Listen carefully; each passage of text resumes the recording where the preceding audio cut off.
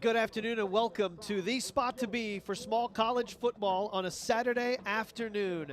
Your television right now says it all. Number 4 taking on number 3. It is the game of the day in NAIA college football. Good afternoon, everybody, and welcome to Marian, Indiana, the home of Indiana Wesleyan. The third-ranked Wildcats host your Marian University Knights. Ted Karras and his crew come in ranked 4th in the country.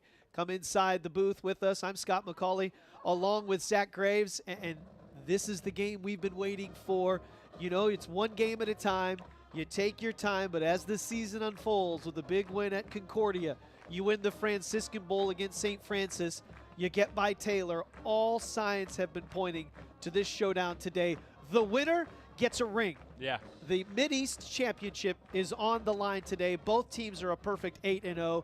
Both are 5-0 in league play. For all intents and purposes, the winner of this game gets to enjoy home field advantage for a long way in the postseason. There's a lot on the line today. Absolutely. I mean, it's November. It's November football. It's a championship game. You said it all. It is so much at stake today, and it's so exciting here. The atmosphere is incredible. The stadium is so beautiful. And yeah, everyone on both sides, like, there's no extra, you don't need extra motivation for this game. Everything is right in front of you, and we have been looking forward to this game for a long time, and it's finally here. 8-0 versus 8-0. I mean, number 3 versus number 4. It doesn't get any better than this. As you were coming into today's game and getting ready to look at film, look at the numbers, the tail of the tape, it's almost identical. I mean, it's so razor close. It is absolutely insane from top to bottom. Points, defense, turnover, everything is super close. And yeah, it's heavyweight versus heavyweight. All right, let's look at the Indiana Wesleyan side of the football first, and on the offensive side. There was a big question mark going into today's game. Yes. Who will be the offensive player of the year in the Mid-States East? It's going to be Dadarian Williams, the running back for Indiana Wesleyan. He is a dynamic player. He is their best player on offense. He is 3rd in the country with over 1,000 yards rushing. He is a dangerous threat out of the backfield. However, he suffered a very scary neck injury last Saturday at St. Francis. He did not practice all week. He actually was cleared to play today. He had some juice down there in warm-ups. He's been waiting for this moment, but he's still going to be a question mark today. Yeah, I watched him during pregame. Obviously, you have concern about him, whether he's going to play or not. I mean, that's the key for Indiana Wesleyan. This guy is their offense. They've had so many injuries at wide receiver, and he is not only a runner, but he has 170 yards receiving and 4 touchdowns receiving as well. This guy is their offense. So whether he was going to play today was going to be a huge factor. And he did. He's bouncing around. He looks like his normal self down in pregame. But with a neck injury, I mean, if he takes another hit, it might be in his head. The way he landed was scary. We'll see how effective he is with no practice all week and all those things. Absolutely, as Indiana Wesleyan comes to this game undefeated. On the other side for Marian, relatively healthy. You have the nicks and the bruises that you typically do. However, for the most part, it's a team that's fairly healthy right now. Yeah, absolutely. I mean, you got the injury stories we talk about every week with Spence dealing with the partially torn ACL. But besides that, there really isn't too many. You know, you lost a D lineman real early in the season, but besides that, they're pretty healthy, especially this deep into the season. You're going to obviously have those nicks and bruises, but yeah, they look great. All right, when we come back, Zach and I are going to have the keys for today's game. These teams have met 4 times prior. Marian has won 2, but the last 2 have belonged to the Wildcats. Not a huge sample size when you look at 4 games, but there are some trends to keep an eye on, and we'll have that for you as we close in on kickoff. It's a top 5 showdown in the Mid-States East. A championship is on the line today. You're watching Marian football on the ISC Sports Network. Meet Kate. She has a lot to juggle. Family, work, it can lead to trying days and tired nights. But we know Kate, and at Indiana Members Credit Union, we know at some point her space at a premium life may change. IMCU is here to help Kate and you find your space. Now, add on or remodel with an introductory rate of 3.9% APR on a home equity line of credit. Today, it's all about Kate. Tomorrow, it's all about you. Because at IMCU, it's you that matters. I went to Marian for the education, but what I took away was the experience. Marian University is like a home to me. Plus, downtown Indy is just 10 minutes away from campus. Marian University offers an exceptional education and an unforgettable experience. Apply today at marian.edu. Meet Kate. These days, space around her house is tight. At Indiana Members Credit Union, we can help Kate and you find your space with an introductory rate of 3.9% APR on a home equity line of credit. Because at IMCU, it's you that matters. Marian University's Ancilla College brings exciting educational opportunities to Northern Indiana. Now you can pursue both in-demand degrees and championship dreams at a place built on faith, leadership, and career-building academics. Marian has been named one of the most innovative universities for cutting-edge changes on campus and in-course delivery with the best undergraduate teaching in the Midwest. Marian University's Ancilla College. Start here and go anywhere. Find out more by going to marian.edu/Ancilla. Hello everyone, my name is Steve Downey and I'm the athletic director here at Marian University, and I want to talk to you about a project that we're looking forward to doing here. I'm sure you all have heard of the passing of Coach Knight.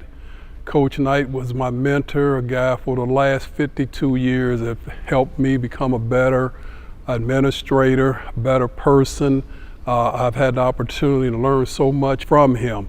Coach Knight was very instrumental in fundraising here at Marian University in terms of helping my programs, talking to my coaches, and one of the things that he and his family wanted to do was to build on a scholarship. We already have a scholarship in Coach Knight's name, and what he would like to do was to try to build on that scholarship to get more money in it where we can help young people along the way. We're not stipulating that they be athletes. We want to try to help students with the price of an education and the scholarships that we can help them. Coach Knight was very instrumental. His own athletes graduated at a 98% clip, so it was very, very important to him. His mother was a teacher, and when I played at IU, she talked to the team about it, education and its importance. So again, Coach Knight scholarship would be a really big thing for Marian University because we want to help students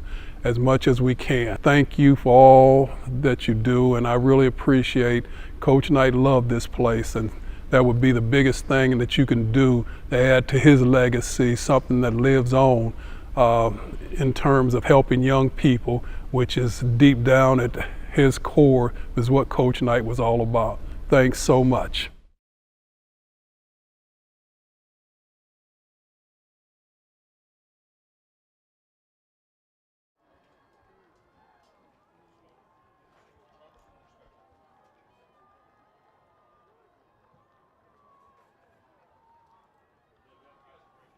Welcome back to Indiana Wesleyan, Marian, Indiana. We're on this campus here in this terrific stadium, Wildcat Stadium, that for the third time is hosting Marian University football, and it's the first time that both of these programs have been undefeated in their regular season showdown, and they're both resting in the top 5. I'm Scott McCauley, along with former Knights offensive lineman Zach Graves for Marian. 8-0, the 6th time in school history. They have moved up one spot. They are 4th in the top 25 polls. An 8-0 season thus far for Indiana Wesleyan under first-year head coach Andrew Rode, who is 8-0. He is the previous stops as the offensive coordinator at Morningside and an OC at Concordia up in Ann Arbor. He has his Wildcats ranked 3rd in the country, their highest ranking in their very short football history. Absolutely beautiful day today, Zach. 57 degrees, 8-mile-an-hour wind. You've got a lot on the line here. You've got Marian, obviously 4-0 on the road, averaging 32 points, giving up just 8 away from St. Vincent Field. Indiana Wesleyan naturally 4-0 at home. They've won 17 straight here in this stadium, including a win against Marian during that stretch. As we get ready for today's kick, we're about 5 minutes away. What are some keys? What in your mind brings home a Knights victory? I mean, it sounds corny a little bit, but obviously we talk about it all the time. The turnover thing is a big deal. You look at Indiana Wesleyan has a plus 18 turnover differential. That's insane. Say that again? 18. They have got 18 more takeaways than giveaways. Do the math. In 8 games, that's more than 2 over your opponent in each game. That's an incredible number. It is. It's an incredible number. And Marian's pretty solid, too, at 13. A lot was from a couple weeks ago against St. Francis. That was big with the 5 interceptions. But still, that is a huge key. It always is. we talk about every broadcast. I'm sure Marian fans are getting sick of it, but the penalties are a big deal. They're highly ranked in the wrong direction in penalties this year. That is Marian.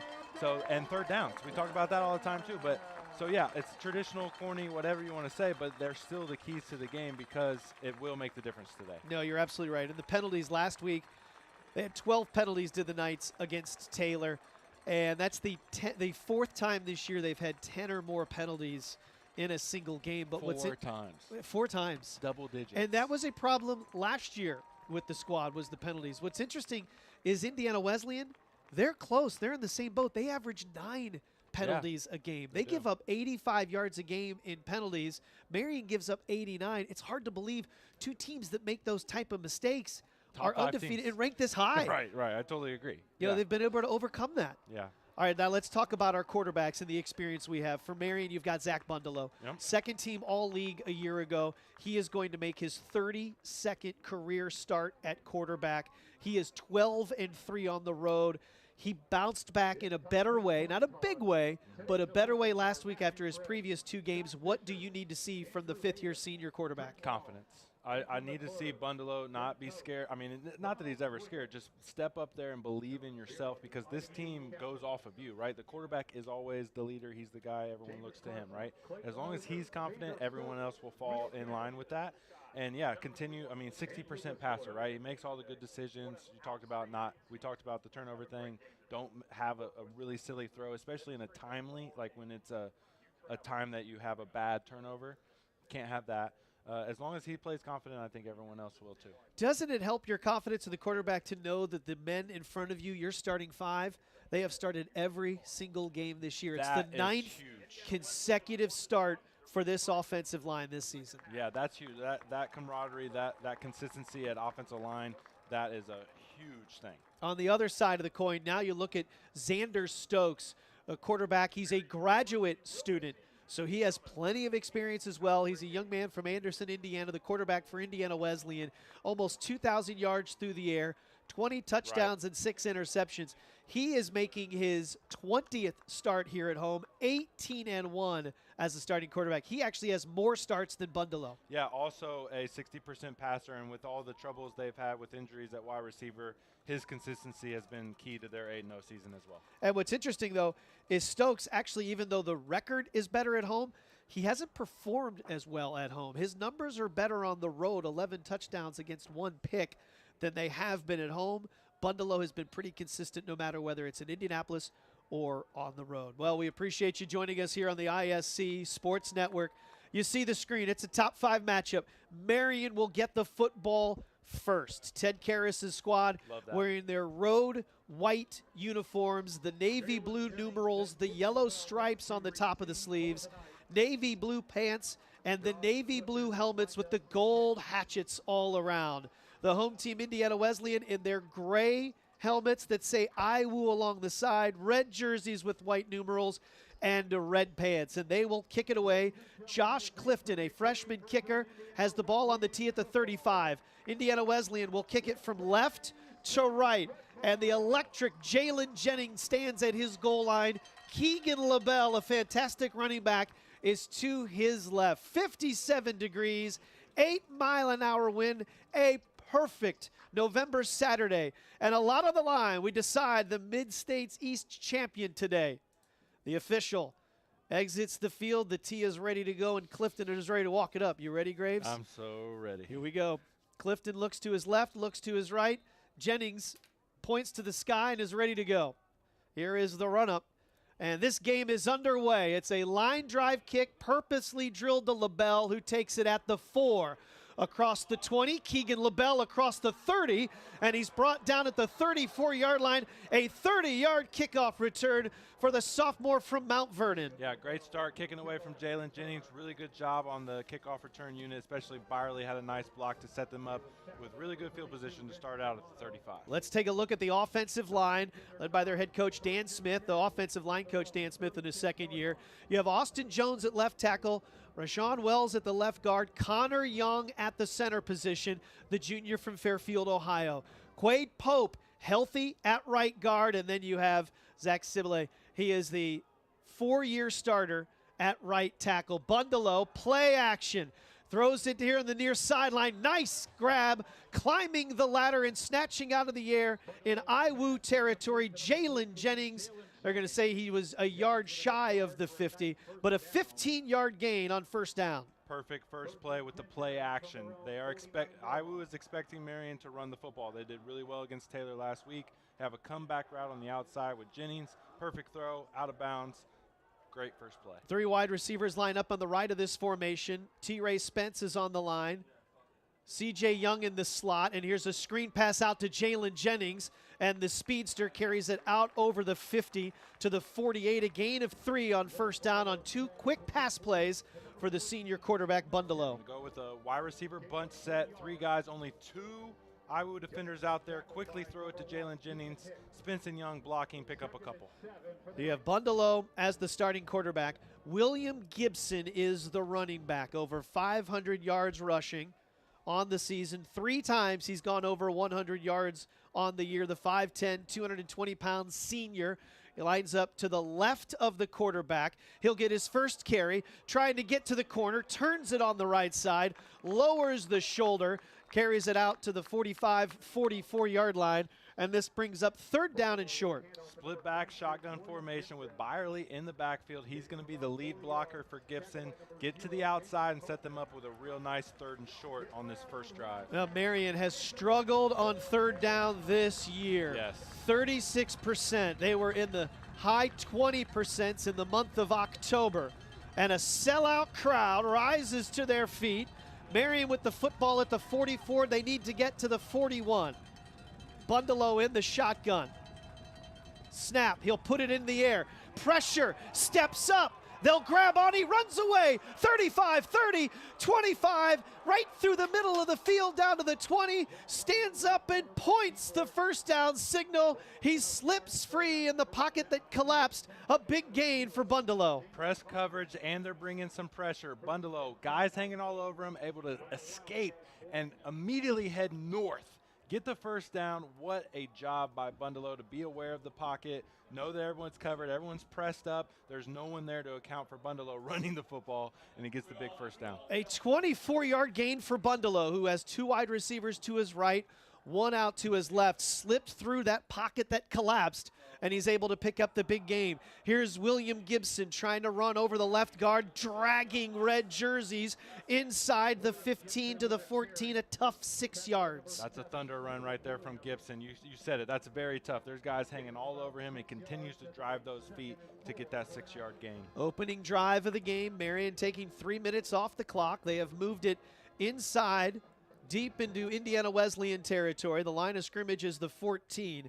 4 down linemen, 3 linebackers, 4 corners that play press man-to-man coverage defensively for Indiana Wesleyan.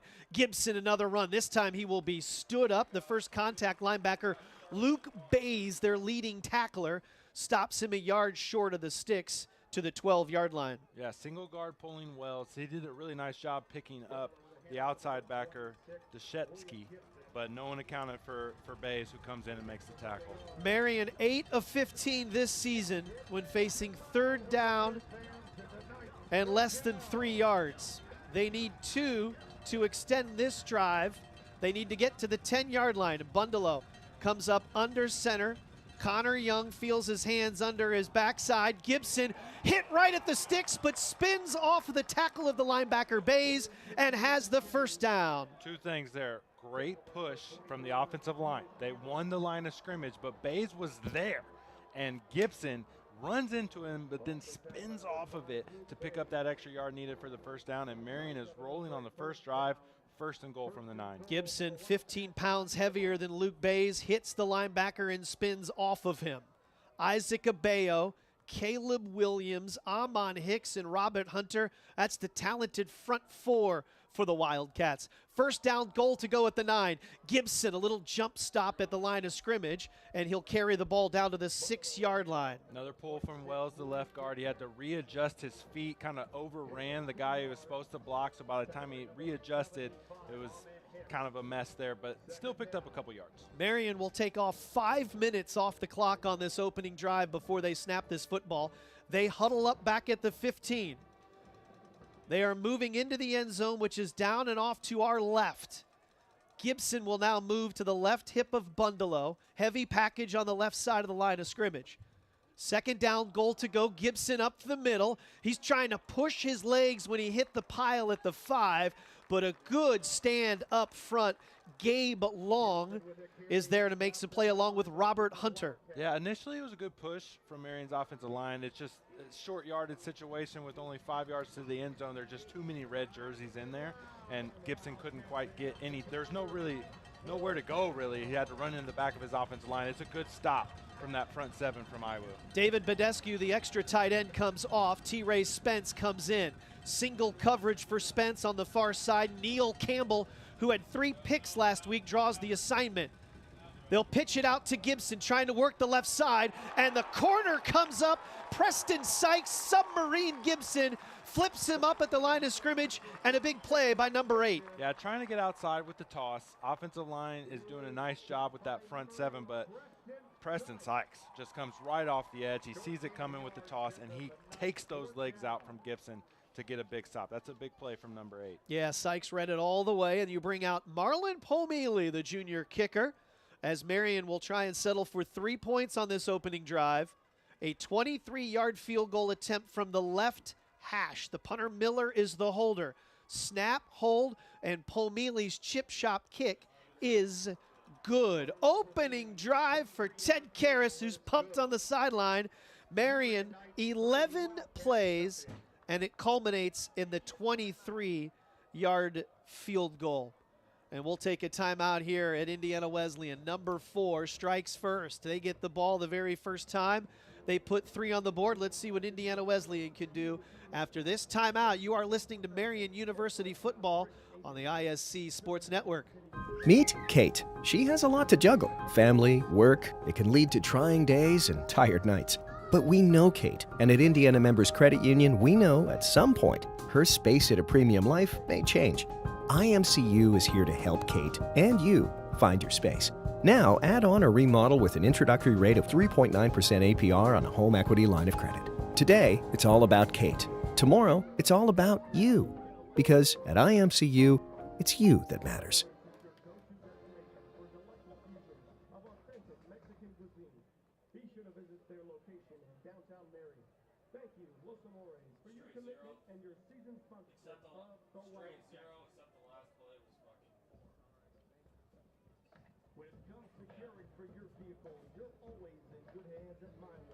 Marian has a 3-0 lead on their opening drive. All right, Zach, what do you notice on that 11-play drive that covers 71 yards in over 6 minutes? Well, it's a great start. Anytime you get the ball first, you want points, and it's going to be, I mean, we're talking about 3 and 4 here. You're not just going to easily get touchdowns like that, especially as you get into the red zone. Everything shrinks. Only 2 passes, a lot of runs. Love to see that. Thought the offensive line did a really nice job winning the line of scrimmage, getting some push initially, and Gibson was solid, bouncing off of tackles and driving those legs. And now we'll get an opportunity to see defensive coordinator Justin Robinson's squad onto the field as they come out with the 3-0 lead. Marian will set to kick it away. Timeouts will be a little different here today. TV Indiana timeouts. Wesleyan has a contract on ESPN3, so we have TV timeouts for the game as Pomeli and the kickoff team finally make their way out onto the field. We'll see Dion Pettiford and Tyler Bucher at the defensive ends, Joe Apata, Luke Marsh. Marsh had an outstanding game last week. He did. They'll be the men in the middle on the defensive line. The linebackers will be Joe Owens. Jake Paris will be the middle linebacker with the injury to Alex Griffith. And Jay Sean Underwood will be the nickel back. In the secondary, Danny Lewis, who was a question mark coming into today, but the 5th-year senior will get a start at cornerback along with the other corner, Dwight Lewis. And the safeties will be Clay Campbell and Nate Fry. Back deep to return for Indiana Wesleyan is Neil Campbell. 11 returns, averaging 22 yards per return. Pomeli sends it high into the air, end over end. It will sail over Campbell's head and into the end zone. So it's our first look now at Xander Stokes, the graduate quarterback, number 16. He will have number 14, Dadarian Williams, the likely offensive player of the year in the league, on the field, and that's a sight a lot of people didn't think they'd see after the scary injury last Saturday. Yeah, early in the week, we didn't know if we'd see Williams, and we mentioned a lot in pregame. He is their offense, and even Danny Lewis, you mentioned his injury. We didn't expect to see him. If he can't continue to go, probably see Jay Sean Underwood bounce outside, and that's what we have on this first one. You have 2 wide receivers to the right, 1 to the left. Tight end moves in motion from the right of the line to the left. They'll give it to play action to Williams. Quick pass underneath, a little RPO is a first down grab by Levi Tidwell, who's having a breakout season. The senior from Harrison, Ohio, makes the catch, a gain of 11 out to the 36-yard line. And this is a fast, no-huddle, up-tempo offense. They immediately go with 5 wides, now move the running back inside to Stokes. This offensive comes from the philosophy of Morningside. That's where their head coach, first-year head coach, was the OC the last 3 years. Stokes drops back, pressure up the middle. He rolls out to the right. Now he's got plenty of green. Underwood pushes him down. Ball is out. Underwood is on it. Stokes fumbled at the 40. He had gained 30 yards, lost the football. Turnover number 1 goes to the Knights. Oh, wow. What a play. So Joe Owens comes in on a pressure. Immediately, Stokes doesn't like it. He escapes out to the outside, and he has all kinds of room. Then Jay Sean Underwood comes off of his receiver, immediately fighting for that ball, punching it out like Peanut Tillman, pulls it out, recovers it. Huge play from Jay Sean Underwood. What a player he is. Stokes, not really his game to break out like that. Carries it, but you're right. Underwood for 10 yards went on a fight for that pigskin. Immediately trying to fight that ball out. Love to see that. And Marian forces the fumble. They get the ball right back as Indiana Wesleyan runs just 2 plays. Line of scrimmage is the 33 for the Knights. Keegan LaBelle, play action, time, Bundalo going deep, T-Ray Spence, and it's out of his reach. It falls incomplete at the 20-yard line. They went for it all on first down, incomplete. Yeah, same as the first drive, go with play action. He had a chance. He just overthrew him. We saw this twice last week against Taylor. Just too much on it, right? And he hit Spence 3 times on those fade routes last week against Taylor, but also missed him, and that's what we saw here. Yeah, they were going for it all on that first down after the turnover. Second down and 10, 7:34 to play. Midway first quarter, Marian with the lead 3-0, and that's been a good omen in this short series between these 2 in-state rivals. Bundalo will put it in the air on second down. Time. Now he'll float this one to the sideline. Byerly, 50-50 ball, but it came out. It did. He had it, and it is his back and helmet hit the ground. The ball squirted out, and it came out, and then the umpire along the sideline ref, just hurt his knee. And they might want to take time out for this zebra here. Yeah, he's limping pretty He went to make the call, and as he jumped up and down, his knee buckled on him. Yeah, what a job by Keegan LaBelle, though. They blitz. He did. Bays, and all 5'7", 185 pounds picked it up to give Bundalo a chance. Byerly had it as he's going down to the ground, starts to lose it on his shoulder pad, hits the ground incomplete. Hey, come to this near sideline. The official won't get there to make the right call. Bundalo throws it over the middle, tipped into the air, and falls to the turf. A pass that was in the air, and Indiana Wesleyan was looking for that Oski opportunity. Incomplete, a 3-and-out after the turnover, 3 incompletions. Yeah, it's a tight window, trying to fit it into Jennings on a skinny post, and it just pops up in the air. Fortunately for Marian, not to get picked off, but what's an Oski? Oh, I've never heard of that. Well, so I'm older than you. I think when they used to have picks, they yelled Oski. Oh, got it. Now okay. there's TBD. Yeah, you lost me on that Yeah, one. I did. Sorry about that. I took it back to the leather helmets. High punt by Miller, turns over, and it will be taken at the 26-yard line. So you get the turnover. That's you went for the big play. Yeah, it's okay. And I tell you what, good tight coverage on both of those passes. Tough one for Byerly to try and come down here on the sidelines, even though his hands were on it. You're right, tight window on third down. Yeah, and I just love the aggressiveness from Coach Code going with that deep shot right after the turnover, and Bundy missed him by like about 3 yards. You're that close to a 10-0 ball game. All right, now we've got this Indiana Wesleyan Wildcats offense getting ready to come back out on the field. Tidwell really comes in with the big gaudy numbers, but Isaac Smith, for all intents and purposes, was supposed to be going into the season their main target. Right. The sophomore from Flat Rock, Michigan, hurt his elbow after a 233-yard game last Saturday against St. Francis in Fort Wayne, but hurts his elbow. No number 2 today for the Wildcats. Yeah, and it speaks to just all the injuries that they've had at wide receiver this season. Isaac Smith is a heck of a player, and he actually got hurt in the first game against Valpo, missed a lot of time, and coming into today, 20 catches, 390 yards, 4 touchdowns, 233 of those were last week. So yes, Tidwell has been the guy who has really stepped up. Coming into the season, he's more of a blocking guy, but he has broken out with over 800 yards this year. Yeah, when you look at really the offensive numbers, they fall on the shoulders of 3 people. The running back, Williams, and the wide receivers, Tidwell and Smith. When you look at Xander Stokes, 1,300 of his 1,900 yards passing have gone to those 2 wide receivers. Right. You throw in Williams' numbers, all but 350 yards for Stokes has gone to Tidwell, Smith, and Williams. That's the offense. Yeah, and then their tight end, Tristan Hayes, also has 185. So, yeah, there's not a lot of guys. It's not a spread it out kind of offense. It is focused on just a few guys. Well, if you were with us in the pregame show, you saw a commercial that came on where you heard from Steve Downing and his heartfelt message regarding the passing of Bob Knight.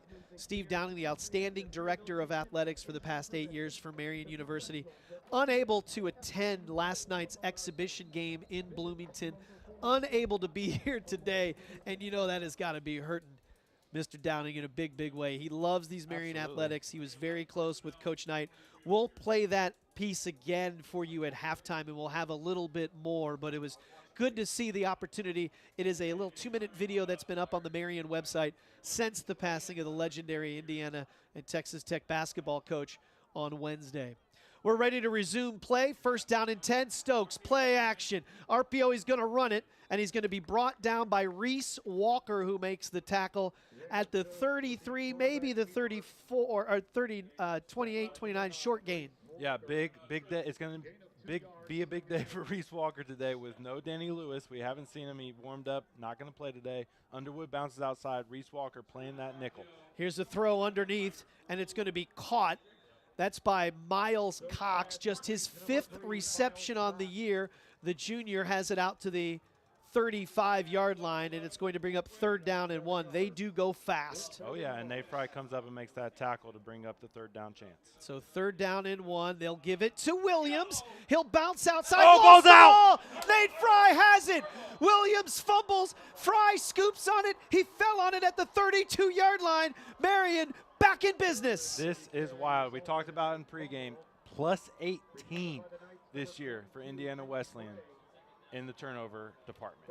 Already 2 fumbles. That time, Pettiford pops it out. Nate Fry jumps on it, and wow, huge advantage here in field position at the 32-yard line. Let's see what Marian does here on this drive. Boy, a fumble by Williams, a rare mistake by the terrific running back. 6:24 to go. Marian, their 2nd takeaway already of the game, in business at the Wildcats' 32-yard line. Bundelow in the pistol. Gibson trying to sprint to the outside, being chased from behind and able to track him down and make that play as Matthew Schrager, a linebacker, number 44. Yeah, he was all over it. He pops through. It's an outside run, and where those guards went to pull, he just replaces that gap and then chases down the running back for a nice tackle for loss. So now you're behind the sticks, off schedule. Yes. 2nd down and 13. 3 wide receivers to the left for Bundelow. Marian leading 3-0 with 5:50 clock running in the first quarter. 3rd time the offense has had the football. They scored on their opening drive, the field goal.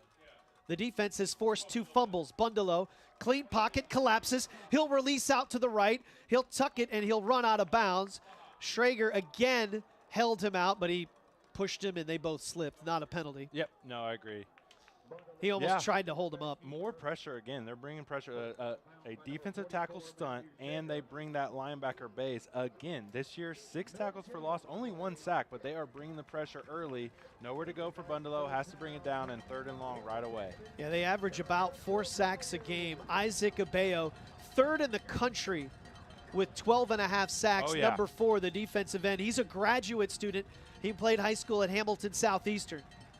Caleb Williams and Amon Hicks, the defensive tackles, they've combined for 10 sacks this year. 3 down linemen. Pressure, they send 3 linebackers. Bundalo sets the screen. Byerly all alone in the middle of the field. He runs through a tackle, stumbles down to the 15. Get there. The 10-5, pylon, touchdown. Oh my goodness, what a play. Right over the middle. You said screen, I couldn't even tell the way Byerly just popped through. First of all, he lines up at wide receiver, comes through the middle, gets the ball, and stumbles and rumbles into the end zone. What a play from Marian. For Bundalo, it's his 3rd touchdown. Folks, 2 of those touchdowns receiving have been 2 of the most incredible run after catches you've seen from a Marian player. And this one, he takes it 35 yards. Perfect play dialed up with that blitz coming. Pomili's kick splits the uprights. What a start right now for the Knights. Holy cow. I still couldn't even tell. They have a big board here. Looked at the replay. I couldn't tell where Byerly was lined up and if it was actually a screen. But Bundalo sees him right over the middle right away, dumps it off, and then Byerly does the rest. Thought he was down at the 10. He had to fully regain his balance there. And then at the end, reaches the ball out. Exceptional play from Byerly. All right, and Marian now leading at 10-zip. Those linebackers left the middle of the field open, and the big tight end has the touchdown, and the Knights have a 10-point lead, 4:52 to play in the first. We'll take a timeout. When we come back, Marian will kick it away with the lead on the ISC Sports Network. Meet Kate. She has a lot to juggle. Family, work, it can lead to trying days and tired nights. But we know Kate, and at Indiana Members Credit Union, we know at some point her space at a premium life may change. IMCU is here to help Kate and you find your space. Now, add on or remodel with an introductory rate of 3.9% APR on a home equity line of credit. Today, it's all about Kate. Tomorrow, it's all about you. Because at IMCU, it's you that matters.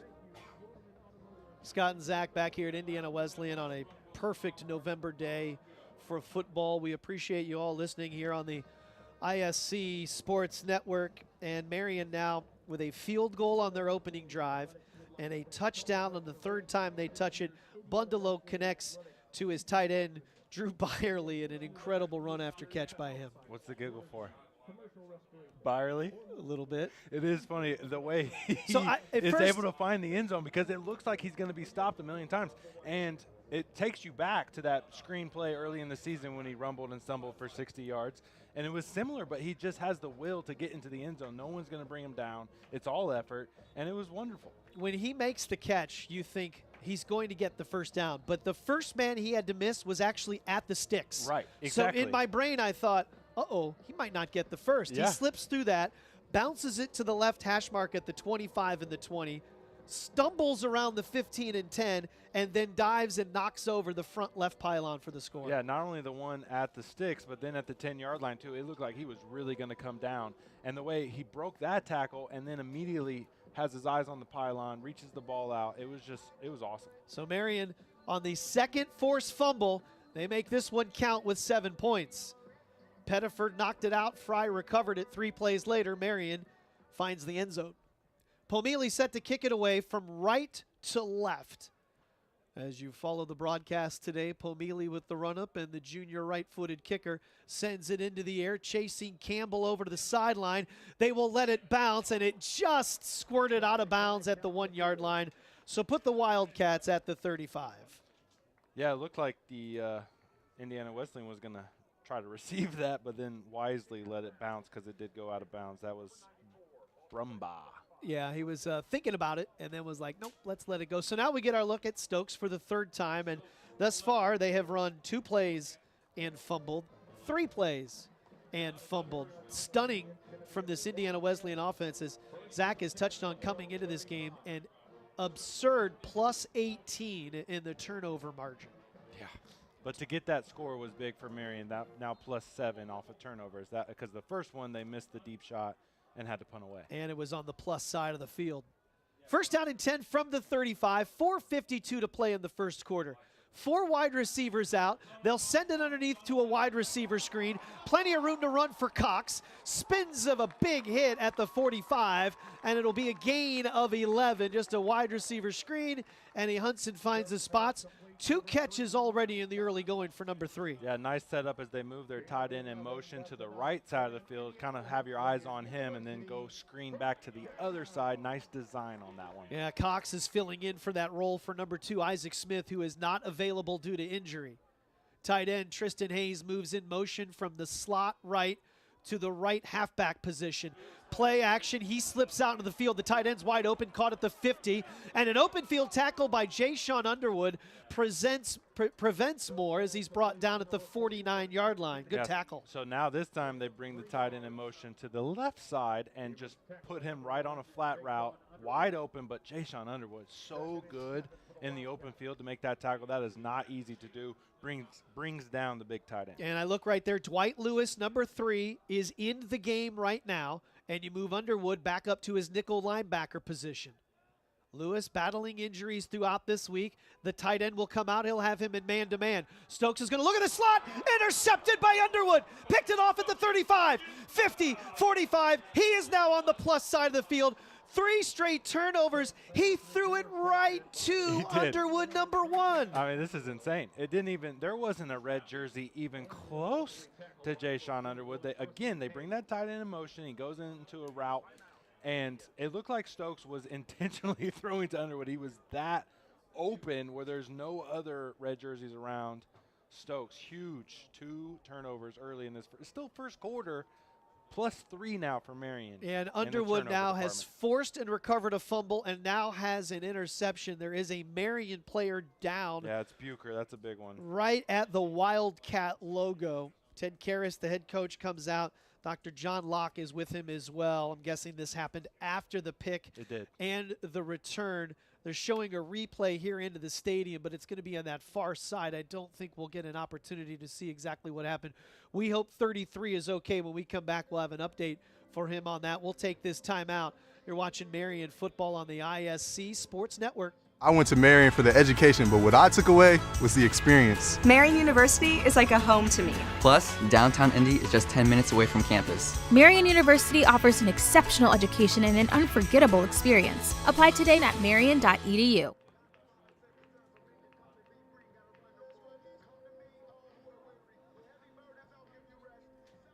Marian and Indiana Wesleyan played a wild first quarter, at least from the Marian sideline. No doubt. You look at Marian, they've had the ball 3 times, 2 scores. They lead 10-zip with 3:28 to go. But Indiana Wesleyan's first 3 drives have all resulted in turnovers. Good sign on Bucher. We hope that he's okay. They'll check him out on the sideline. Yeah, he pops back up. I still don't understand what Xander Stokes was seeing there or what he was thinking. There's a seam route that Clay Campbell is all over from his safety position. Even if Underwood wasn't there, that ball wasn't coming anywhere close to an Indiana Wesleyan player. It's just a huge mistake. There was no pressure. I just don't get why he threw that ball to Jay-Sean Underwood. That was, yeah, it just doesn't make much sense. Well, for the numbers for Stokes on the year, he's 18-1 in his career at home. But this season, he has 9 touchdowns, and including today now, 6 interceptions. Yeah. And then put in his fumble. His numbers not as good here at home as they have been on the road. Now, at home, they have had games come against Valparaiso, who's a very good team. So they maybe Madonna, though, at home, Lawrence Tech, just hasn't performed as well here. Marian on the plus side of the field starts at the 42-yard line after the turnover. It'll be an RPO. Sling it over the middle. It's going to be caught in space and brought down to the 25-yard line. A quick pitch and catch, and it's complete to Jalen Jennings. Yeah, I love that look. They run this outside run so much with those 2 pulling guards trying to get outside zone. Everyone from Indiana Wesleyan comes up, and it's Jennings one-on-one over the middle. Great-looking play. They get him down to the 24-yard line, a gain of 18 on first down. Marian knocking on the door. Jennings and Spence split out to the right. C.J. Young, the wide receiver, to the left. Byerly, the tight end, is in an H-back position. Bundalo drops back, looking left. Keegan LaBelle picks up the block. Bunderlee will run down the middle of the field. He'll get to the corner, and he'll jog out of bounds at the 17-yard line. Big block pickup by the running back. Again, I mean, he is so, again, 5'7", 185 pounds. You got linebackers barreling in there on the blitz, and LaBelle picks it up so perfect. And because of the outside pressure, no one in the middle of the field. Once again, Bundelow recognizes it, uses his feet to get a nice 8-yard gain. 2nd down and 3. Marian leading 10-0. 2:33 on the clock. It is running here late in the first quarter. Bundelow in the pistol. The running back is off to his right. RPO. Bundelow rolls out, throws it underneath, and it's dropped by Nick Miller, who started to run before he could corral it in. It was off to his right side, his right hip. It's incomplete. So it's a 2 tight end set. He's looking for Byerly on the corner route, but Byerly is covered very well by Jameis Carson. Has to go down to the second option, Nick Miller, who, as you said, tries to run before he catches it. If he does, it's an easy first down, so it's a big mistake because now it's 3rd down. Yeah, now you're looking at 3rd and short. Marian has converted one of 3rd and short already in this game. LaBelle, the running back, at 3rd and 3. Do you dare try and run him up the gut? He's more of an outside type back. They will run him up the gut, and he will get the sticks. They're gonna block him short. When he was hit and he spun back, I think that's where they marked him. So they're gonna put him at the 15. Go for it. He needed 3. He gets 2. Got to go for this one. Off the turnover, back inside the 20. I get you want to take the points probably, but it's 10-0, championship game. Go for it on 4th down. I love the call. And they are going to do this. Marian, 7 of 14 on 4th down. This defense for the Wildcats, they've allowed 12 conversions on 4th down. Everybody lines up in front of the center. Bundelow pushes forward, and he gets the push. Easy. They still shove him. The ball came out, but the official pointed him down. Yeah, umpire had him down. So they have him down, move the chains. 1st down at the 11. I mean, that is just excellent. I mean, you got 2 D linemen in there at 242 and 270, and the interior line for Marian just wins. They got so much push, and Bundelow just files in behind them, picks up that 1st down on the quarterback sneak. As a former guard, this game feels like it's been put on the shoulders of the guards and the center here in the early going. What's going through the mind of Wells and Pope and Young as this game's developing? Just continue to win the line of scrimmage. That's it. Keegan LaBelle slips through a tackle attempt by the cornerback Jameis Carson, who wanted to hit him at the point of the tack, and LaBelle turns sideways and falls down to the 6. I mean, the Marian offensive line has completely neutralized the Indiana Wesleyan defensive line. You're talking about a guy, you mentioned Abeyo, 12.5 tackles for loss, 9 sacks this year, very highly ranked in the country, and he has been non-existent in the first quarter. Marian's O-line has been outstanding today. They're keeping it away from him. Yeah. They're keeping it away from him.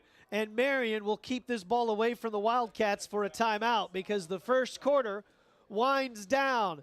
Marian, number 4 in the country, driving and leading 10-0 after 1 at number 3. You are listening to Marian University football on the ISC Sports Network. Meet Kate. She has a lot to juggle. Family, work, it can lead to trying days and tired nights. But we know Kate, and at Indiana Members Credit Union, we know at some point her space at a premium life may change. IMCU is here to help Kate and you find your space. Now, add on or remodel with an introductory rate of 3.9% APR on a home equity line of credit. Today, it's all about Kate. Tomorrow, it's all about you. Because at IMCU, it's you that matters. I went to Marian for the education, but what I took away was the experience. Marian University is like a home to me. Plus, downtown Indy is just 10 minutes away from campus. Marian University offers an exceptional education and an unforgettable experience. Apply today at marian.edu. Marian football brought to you by AAA Roofing. When it rains, it pours, so trust the pros at AAA Roofing. That's who we call.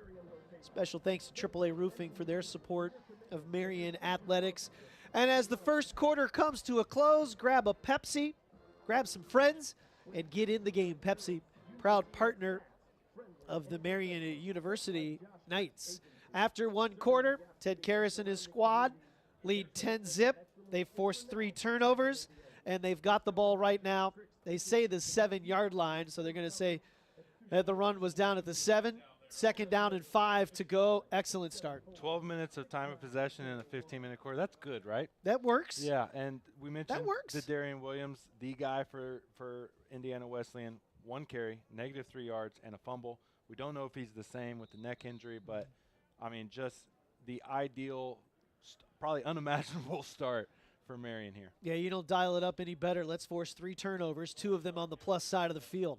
An interception by Jay-Sean Underwood is what has held this drive get down to the 7-yard line. Marian flips sides of the field, so Zach and I are now looking at this field down low to our right. Marian moving from left to right in those visiting road white jerseys, the blue numerals, blue Hansen helmets.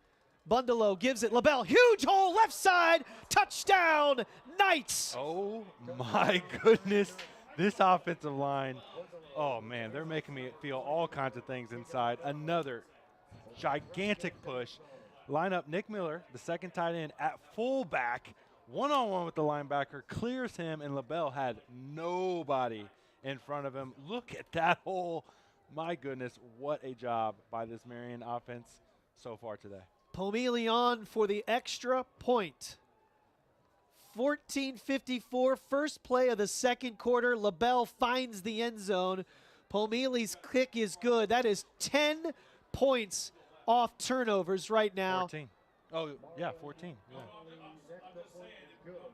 And Marian, that's right, 14. Both of them have resulted in touchdowns. Thank you. Yeah, so 2 touchdowns coming off That's huge. of those turnovers. Yeah, I mean, again, you don't even script something like this. 3 turnovers in the first half. Got to capitalize, right? When you're in that plus territory, in Indiana Wesleyan territory, to score those 2 touchdowns is just awesome. Boy, what a job by Marian. And then you come out of the timeout of the quarter break, and you're like, hey, we're going to run this right to the left side. I mean, that was a giant gaping hole. I mean, you don't see it in college football, really any football these days, you just don't see a lot of fullbacks. And Nick Miller lines up and just totally takes out an ISO block, that linebacker, and LaBelle is like he could have walked it. It's very early on still. Oh, yeah. A lot of football left. Marian up by a score of 17-zip. You still don't want to get away from your running back on Williams. You've got to keep it, but you've got to hold on to this ball, and Stokes has to be better. Right, absolutely. And again, Williams did not practice all week. Yeah. He got cleared, what did you say, yesterday? Today. Today. They cleared him. As a matter of fact, pregame, they were looking for him on the field, looking for 14. They weren't sure if he was cleared. Right. So, I mean, to see him put the ball on the ground right away is not shocking. And we thought this all week. This guy is their offense. If he's not ready to go or not his normal self, that is a huge hit to the Wildcats offense. And the defensive coordinator, Justin Robinson, his first season, we've just given the accolades for what this defense, 4th in the country in allowing points. You look at how the special teams has greatly improved after the kickoff returns in week 2 and week 3. Clean that right up. And you're dealing with the injuries of Lewis, but it looks like thus far they're doing a good job of mixing in Lewis and Underwood on that last defense. Lewis was in a normal cornerback. Underwood was back to nickel, whereas the previous offensive set, they let Lewis rest, and Underwood took that cornerback. Think about what Jay-Sean Underwood's having to do from a nickel linebacker, then go back to a cover corner. Yeah, and he played the outside corner all last year. He's just such a good player. It doesn't matter where he's lined up. He's going to make plays, as you saw in the first half. 2 turnovers. So now Marian will kick off for the first time from left to right. And a stunned, quiet, sellout crowd. They are quiet now here in Marian. They have quieted down. They have seen their team win 17 straight here at Wildcat Stadium, and this is an incredible facility. Oh, yeah. This is top-notch. This has some good D3, D2 vibes to it. And the end zone feels like it's got some nice D1 look to it when you look at the end zone. Yeah, because in that building there is the weight room and locker room and all that. And large windows that then look out over the field. Pomeli kicks it off. Campbell takes it inside the 5. Campbell trying to stretch it to the outside. Stood up, brought down. He could not avoid Riley Palmer, who makes the one-on-one tackle on special teams. So I reacted to number 2, Peyton Trexler. Always have my eye on him on kickoff. He comes down like a rocket, as usual, and just demolishes one of the kickoff guys, just decleats him, And he's pumped up afterwards, obviously. I mean, this team is fired up. They are so ready to go. Coach Code, we talked to him before the game. Everyone had a great week of practice, locked in. They know what's at stake today, and so far today, they are showing up. Trexler, the fifth-year senior, knows that his playing time is on special teams, and he has been making an impact in that part of the game since his freshman year as a true freshman. They'll hand it off to Williams. He'll lower the shoulder, which is a good sign for him. Carry it out to the 20, they're going to say the 21-yard line, so a good gain of 4 on first down. Yeah, it is a good sign. With the neck injury, for him not to be as scared or not in his head, that is good for Iwu.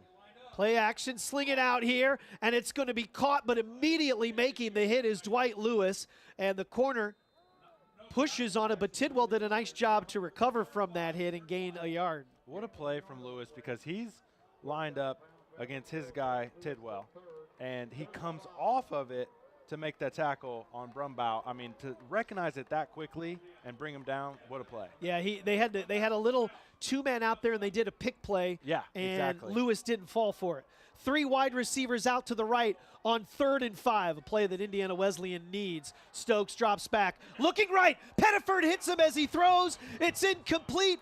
Number 5 engulfs the quarterback. Man, is this team fired up or what? I mean, Pettiford, we mentioned a lot this year. The sack numbers aren't there, but the pressures are, and that's what's important. He comes off the edge, beats the left tackle. Stokes didn't even see him, and because he got there and made that contact, the result is the incomplete pass. So what a play from Pettiford. 4th leading tackler on the team. A quarterback pressure gets a quarterback hit, a clean hit right in front of the official, and it's a punt for Indiana Wesleyan. Back deep, Jalen Jennings, he stands at his 45. Wobbly punt. Jennings says, get out of the way. He'll pick it up. Now he'll try and run, and he'll get to the sideline. Well, he'd already called off his blockers, so by the time he decided to actually take the punt return, there was no one there except red jerseys. Now, and what he did with his hands was he simply pointed forward. The Iowa thing. He didn't wave his arms. Right. His arms were stationary. They were extended out from his shoulders. He pointed, was able to play that off the bounce and move it. We'll take a timeout. When we come back, Marian will have the football, leading 17-zip, 13:34 to play in the second quarter on the ISC Sports Network. Marian University's Ancilla College brings exciting educational opportunities to Northern Indiana. Now you can pursue both in-demand degrees and championship dreams at a place built on faith, leadership, and career-building academics. Marian has been named one of the most innovative universities for cutting-edge changes on campus and in-course delivery with the best undergraduate teaching in the Midwest. Marian University's Ancilla College. Start here and go anywhere. Find out more by going to marian.edu/Ancilla. I'm Scott McCauley along with Zach Graves. Marian leading 17-0, and they force a 3-and-out on Indiana Wesleyan. And you're right, this team, great week of practice. Coaches said everyone was locked in, and they look that part thus far through the first 17 minutes of this game. Yeah, and I wouldn't expect them to, but obviously the message is don't take your foot off the gas, right? It's still super early in this game. You've had the fortunate result of getting 3 turnovers. So continue to press it. I know Coach Code's going to continue to be aggressive and, yeah, hang up some more points. Defensive coordinator Austin Taylor for Indiana Wesleyan stands in the middle of his defensive huddle right now. He has that defense surrounding him, saying, hey, guys, we've given up 2 touchdowns. Turnovers have put us in a tough spot. Right. But still, we have given up those 2 touchdowns and an opening drive in which Marian marched 71 yards. So they need to make a play on their side. They need to do what they do best. Right. That's get after quarterback and force a turnover. Yeah, absolutely. You want to try to get number 4, Bayo, going. They are bringing some pressure early with some blitzes. So, yeah, whatever it takes. I mean, the message to them would be, hey, it is still so early, right? I mean, we've had some mistakes, but we can still bounce back. Yeah, Marian, they huddle up on the far side. B.J. Code, the offensive coordinator, in the middle. Coach Code walks over to the sideline. The running back on this series will be William Gibson. T-Ray Spence splits out wide right. He stands at the numbers while the offense lines up on the left hash mark. Moving from left to right, leading by 17, 13:34 to play. Second quarter, Bundalo in the pistol. Asks for the ball. He'll put it in the air. Time. Looking deep. Spence one-on-one, and he almost had it. It was in his hands, and it slipped through. Great coverage. Keenan Hicks able to knock it away, but it was on the fingertips. Incomplete for Spence. It's a fade route to the outside. You want to put the ball more towards the sideline.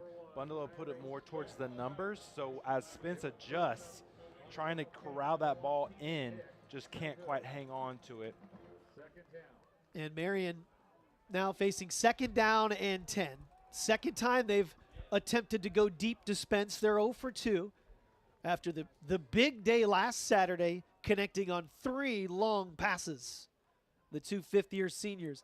Gibson gets the handoff left side. He's going to be hit by Amon Hicks, big number 75, but he won't go down. Still going. I mean, he should have been down 5-6 seconds ago, but wouldn't refuse to do so. Yeah, you always, as an offensive lineman, you love that too, because you get to come in there and hit the pile and get those extra 4. I mean, that's a 2-yard, 1.5-yard run that turns into 4 just from the effort. And it's one where you need, because for Indiana Wesleyan, they want to keep you up and try and go after that football. Right. They're not trying to bring you down quick right now. They're down 17 points. This defense wants the ball back. They can get it with a stop. Marian looking to extend the drive here on 3rd and 7. Bundalo to pass, drops back. Runs up the middle, trying for the sticks, but he'll be grabbed and pulled down. He won't get there. He had pressure coming on the outside from the right end of Bayo, and he's able to get away from that and move it to the 50-yard line. Yeah, hats off to Austin Jones. This is a very tough matchup, and he's doing everything he can to give Bundalo enough time. He's doing his job with that 2.5, 3 seconds, whatever it is. But because of no one being open, Bundalo has to bring it down once again. The Wildcats adjusted this time. They got 2 linebackers hanging out around the first down marker, and they were able to get the stop. So Marian will punt it away. They punt from their own 50. Miller trying to drop this inside the 20. Campbell makes a fair catch at the 10, around the 11-yard line. And that is where the Wildcats will take over. Marian leading by a score of 17-0.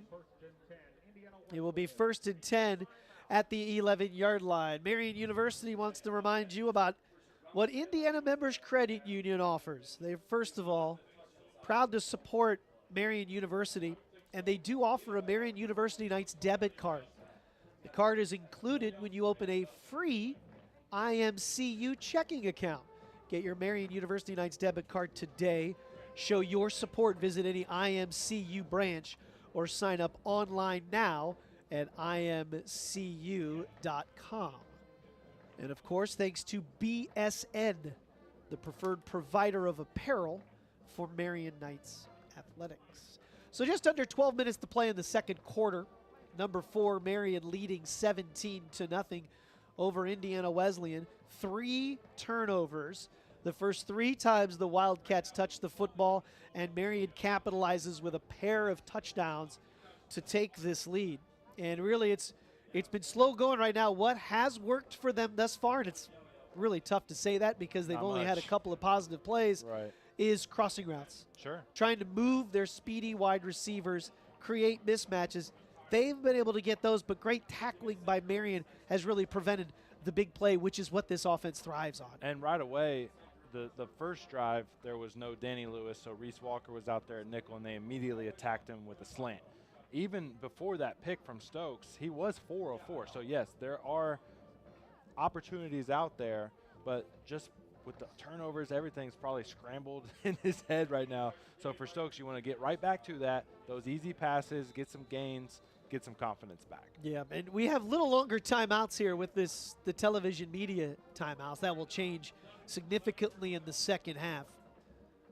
11-yard line is the starting spot now for Indiana Wesleyan. This is their worst starting field position of the game, as Mason Miller pins a team inside the 20-yard line for the 19th time this year. Looking out there, Underwood is the corner. Actually, Underwood and Lewis are back out there. Here's a pitch to the wide receiver, Tidwell, running across a jet sweep. That'll go as a completed pass, the forward pitch. Yeah, that's one of those Morningside plays I recognize very well. You bring it in jet sweep motion and then the little pitch to get the completion, trying to get the outside. Tidwell did a nice job, gets near the first down marker, but it looks like they're bringing this one back. Yeah, there is a penalty. So holding on the outside most likely. They move him back half the distance. So move it back now. They're going to move it back to the 5-yard line. Well, that's a big penalty. Yeah, it is. Both of these teams, 9+ penalties on average a game. And that one ruins a first down. Hand it off to Williams, stutter step. He saw a hole initially to his left, and then it closed up quickly. Paris in there on the tackle.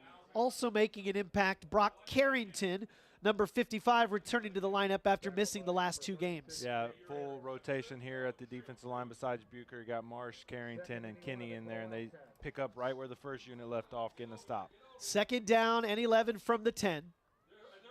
Stokes, high snap, RPO. He's going to throw it up deep, but he's going to overshoot his intended target.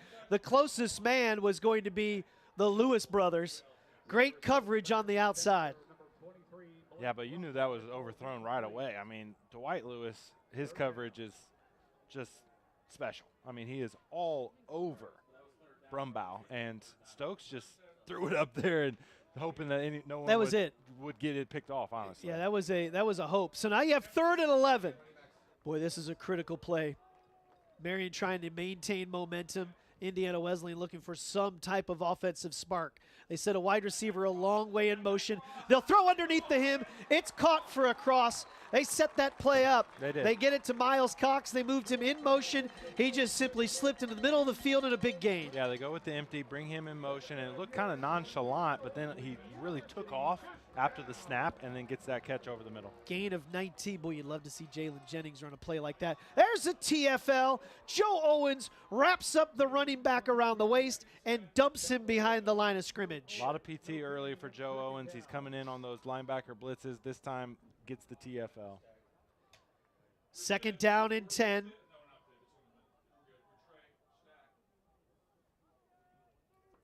Two wide receivers stacked to the left.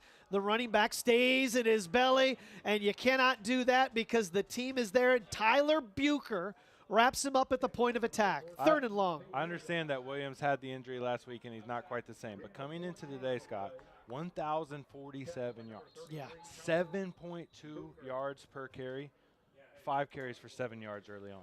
Logan Penhollow, a freshman tackle from Henderson, Tennessee, tried to walk off the field, and then he sort of takes a knee around the hash mark. Big old 79 stands up. He is limping on a right knee that has one of those gigantic black braces. The big one, yeah. You see that goes from just above your ankle, right, just above your knee. Yeah, that's tough.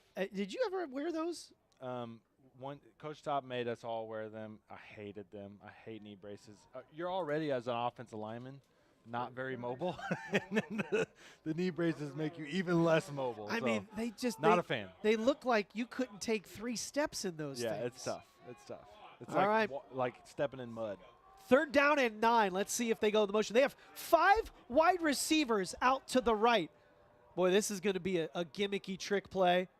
Stokes, a little bit of pressure. He's going to roll out. He's got room to run. He's going to have the first down, and he's going to step out of bounds. I thought he stepped out back here. He did not.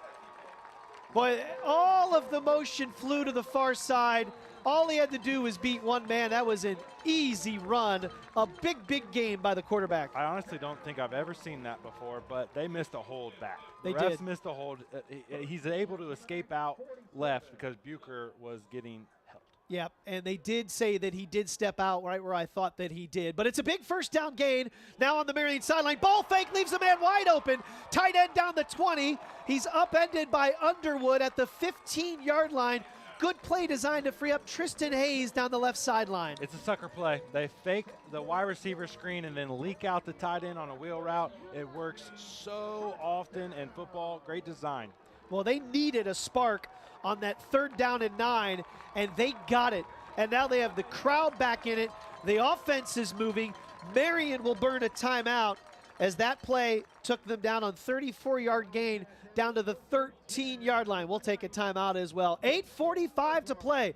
And for the first time today, Indiana Wesleyan is driving. Marian leads 17-zip on the ISC Sports Network.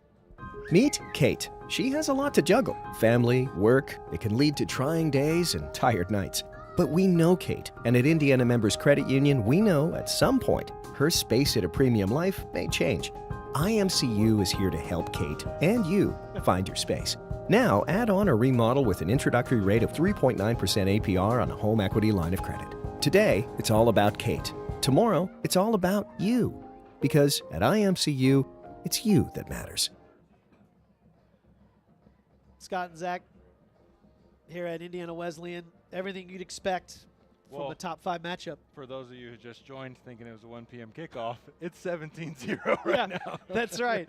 If you thought this was a 1 o'clock kick, we are now with 8:45 to play in the second quarter. How did we get here? Marian received the opening kick. They went 11 plays, 71 yards. Marlon Pomili connected on a 23-yard field goal.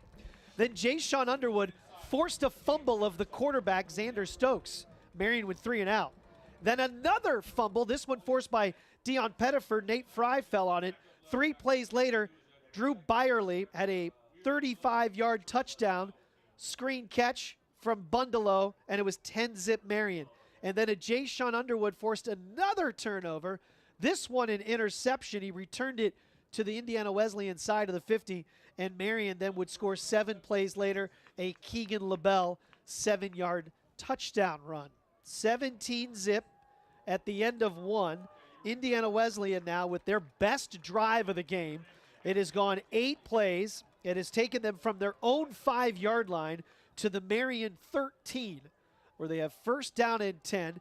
3 wide receivers split out to the right, 2 out to the left. They run a hurry up, spread you out, movement, dink underneath type of offense. Oh yeah, and it's quick. And Marian fortunately saw a quicker pace last week against Taylor to prepare them for this game. Well, this sellout crowd is waiting for the Wildcats to find the end zone. They're at the 13. Stokes plants, throws it right, and it's going to be nearly intercepted.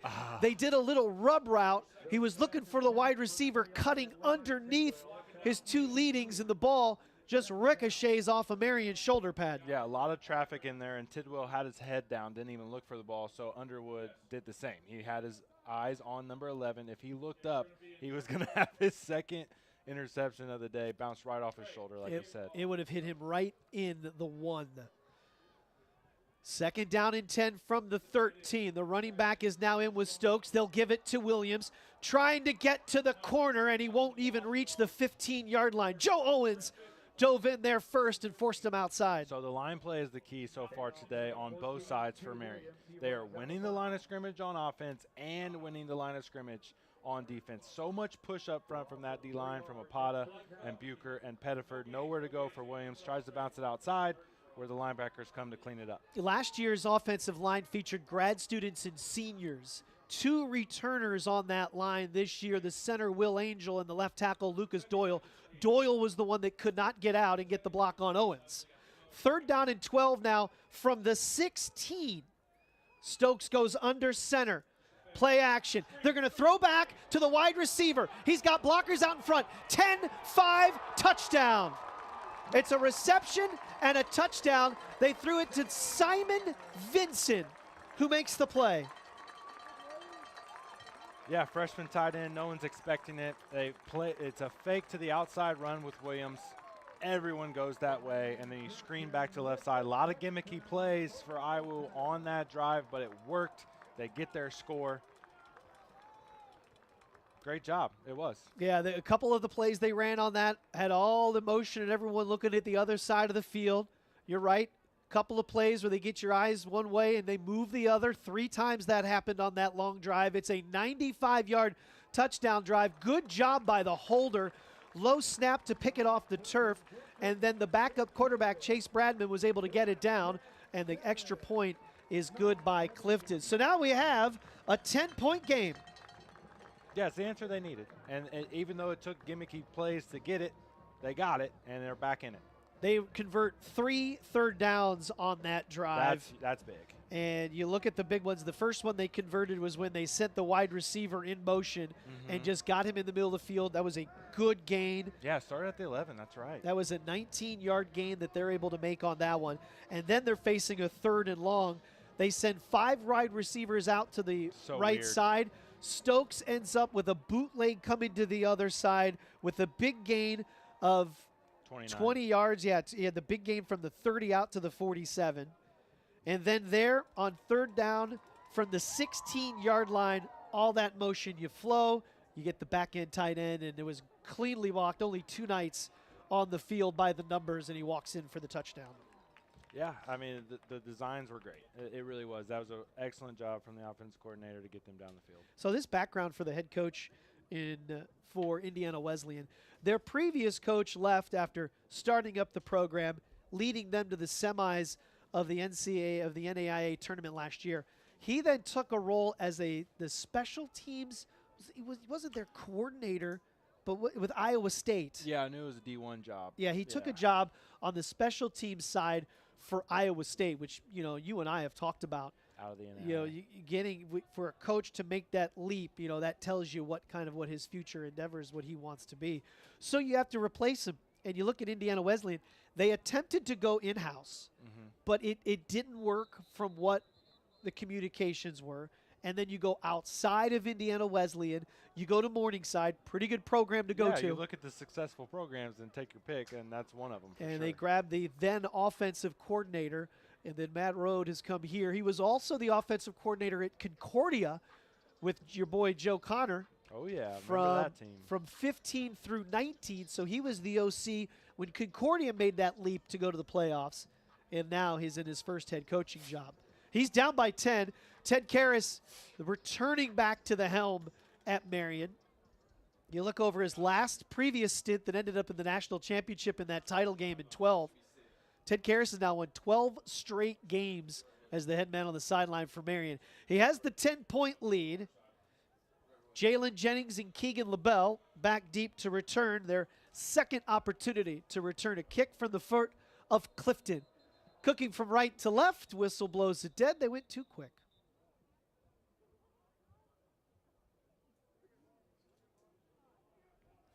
$7:48 to play. 4 minutes came off the clock on that drive. It started at the 11. And a penalty moved them back to the 5. Yeah, so essentially a 95-yard drive. 11 plays. And good for them that they finished with the touchdown. But those motions and things, they work, Yeah. To have that misdirection, your eyes are going here and there. And, again, without the 3 turnovers, this is a much different story. So, for Marian, continue to keep your foot on the gas, get some points on offense. Yeah, let's see what the Marian offense can do now, as you'd expect them to have to go a long length of the field, really for the first time since that opening drive. Set to kick again. Clifton sends it away towards the right side. LaBelle lets it bounce out of bounds. He tracked it and then pulled his arms down at the last second. With so much focus on just don't kick to number 14, just ends up kicking it out of bounds. Good start for Marian.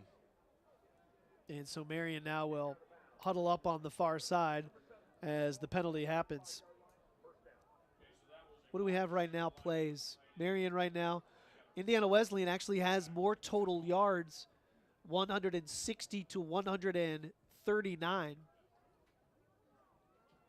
Marian +5 right now in time of possession. They lead on the scoreboard 17-7. First down at the 35. Bundalo sends his big tight end Miller in motion from left to right. Turns, gives to LaBelle. He's met at the line of scrimmage, and he's twisted back. Very short to no gain on first down. Yeah, you can see the momentum shift after that drive, and immediately the defense for the Wildcats feels it.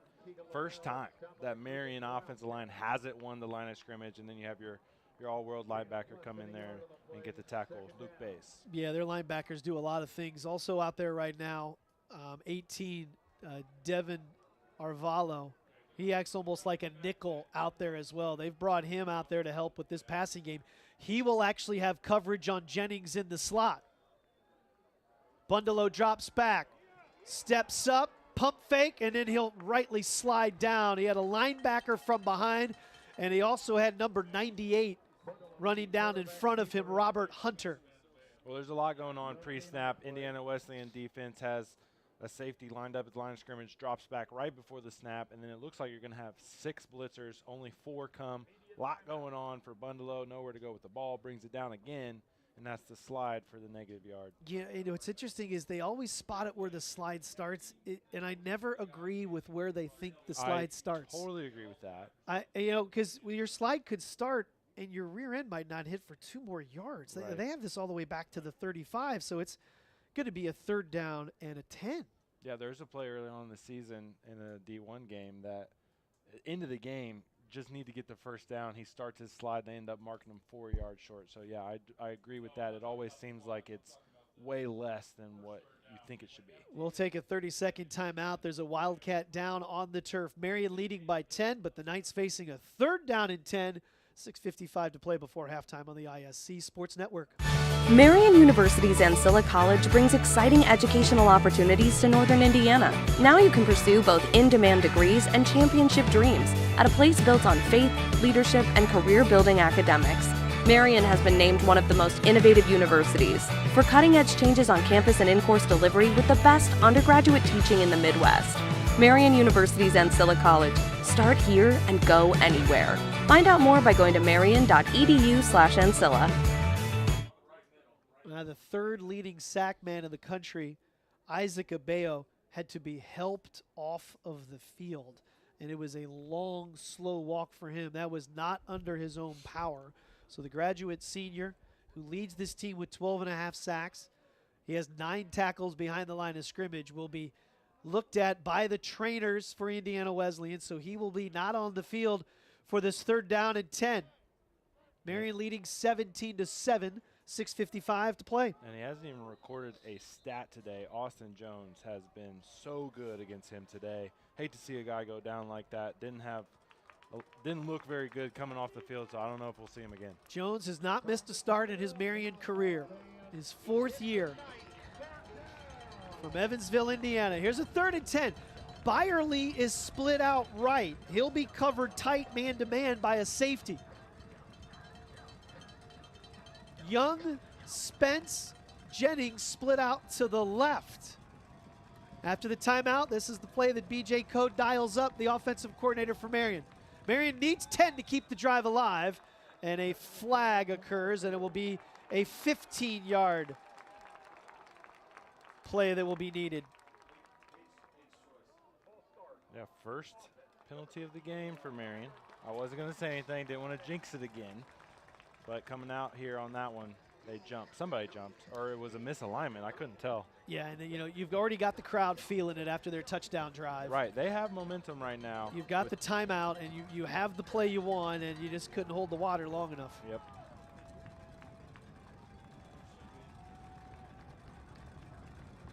You hear that crowd. 3rd and 15. Marian needing to get to the 45, the line of scrimmage, the 30. Bundalo, clean pocket. Over the middle, batted away. Looking for Byerly. That is an excellent play by Preston Sykes. Had his arm around him and knocked it down. It would have been good enough for the sticks. Yeah, he's in a trail position right on the hip of Byerly. He knows where the sticks are. Very nice awareness from Sykes. As soon as the ball comes, he gets under, tips that away. All around, just nice play from number 8. Yeah, that is not a type of play you usually see at this level. Right. I mean, that is... To play that trail is tough. That is exactly how you draw it up. Sykes knocks it away, the junior from Frankfort, Ohio. And Marian will punt it away for the 3rd time today. Miller connects from his 20. Great punt. Floating back to the 20 is Campbell. 25, 30, 35, 40. And he's hit and spun down there as Nick Miller, the backup tight end, the 2 tight end, knocks him down. Yeah, that looked scary for a second. It looked like he had a lot of space. The only guy that could make the tackle out there was Dwight Lewis. Nick Miller comes out of nowhere to get the stop. So they're going to mark it down officially at the 42-yard line. Marian University wants to thank Tom O'Brien Chrysler Jeep Dodge Ram. If saving money is important to you, you can visit Tom O'Brien Chrysler Jeep Dodge Ram, proud sponsor of Marian Athletics. Tom O'Brien, Indy's preferred Jeep dealer with 2 locations and the biggest Jeep inventory in Indiana. To show our support, here's what Tom O'Brien's going to do. They're going to donate $200 to Marian for every car purchased when you mention this promo. Tom O'Brien Chrysler Jeep Dodge Ram at Marian. So go Knights, go to Tom O'Brien and see how our family works for you since 1933. Now we've got a big moment in this game for Indiana Wesleyan.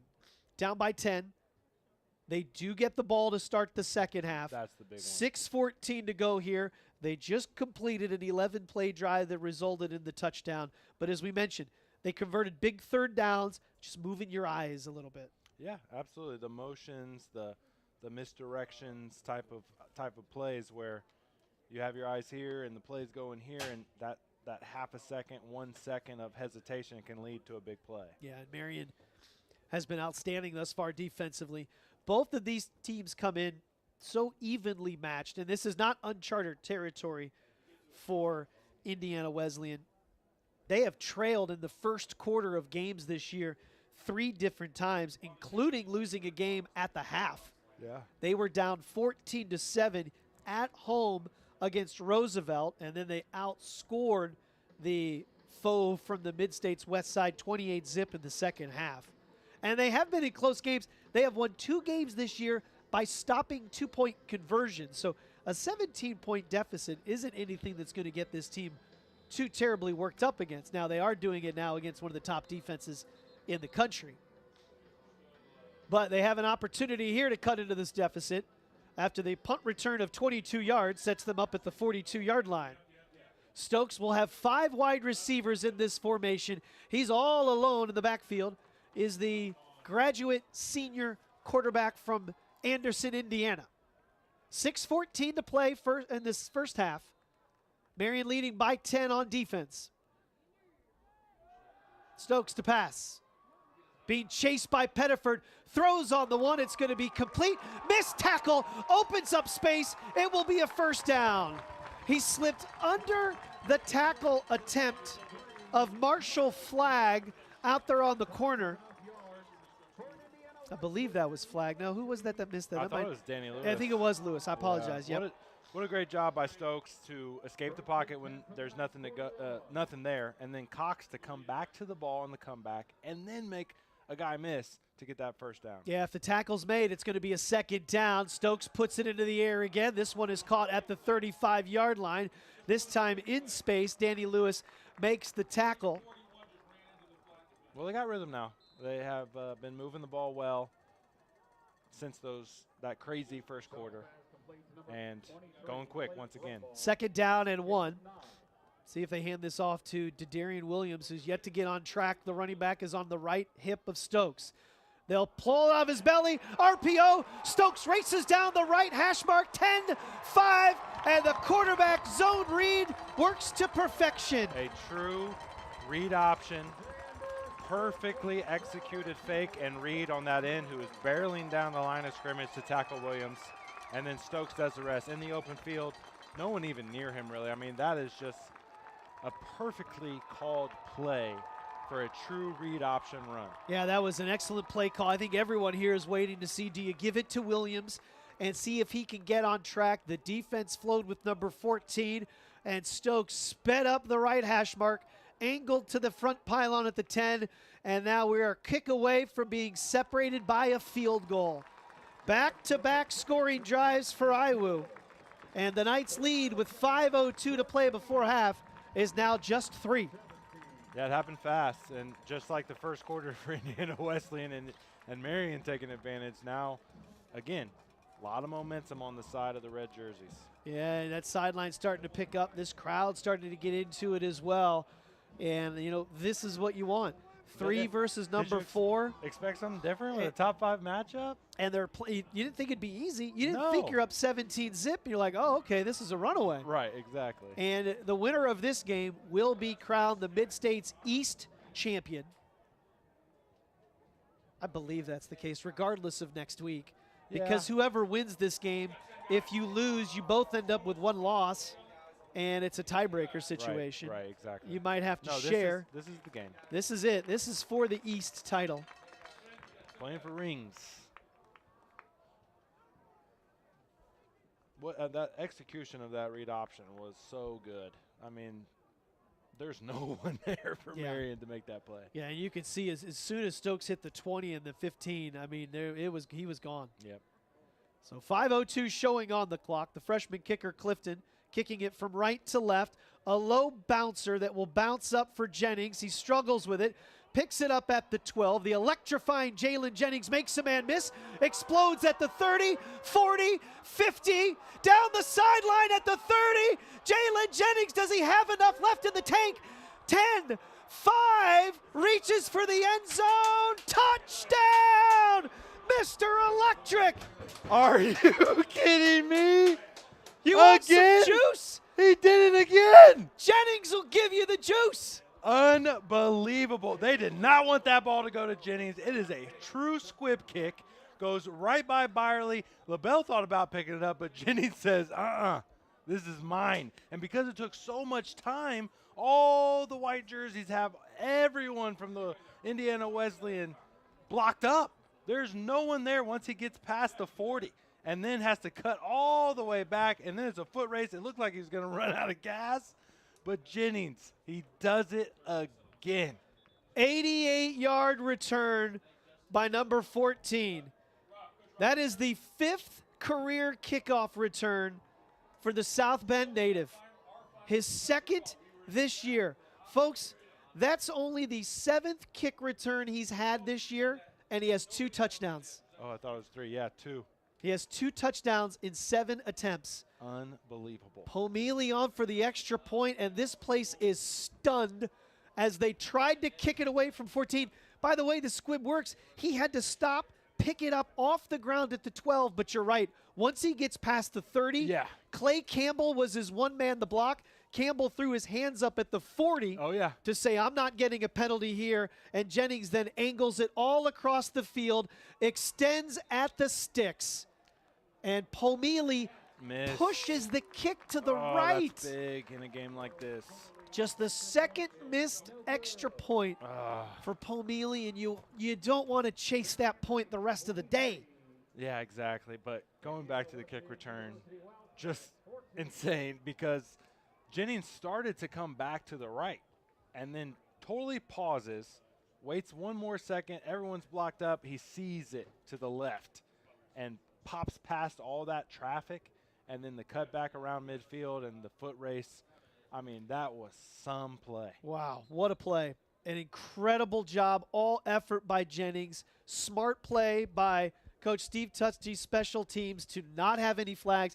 You know, it's really kind of incredible to not see a flag on a play when there's so much congestion between the 20 and the 35. You got to think someone is out of position. Someone makes a play that forces the grab. Yeah, it just took so long to get that ball off the squib with the way it rolled around the 15. And by the time Jennings picked it up, it's just a great job by the kick return unit to cover everyone and let Jennings do the rest. 88-yard return by Jennings. They didn't want to kick it to him, and that's why. Marian now leads 23-14.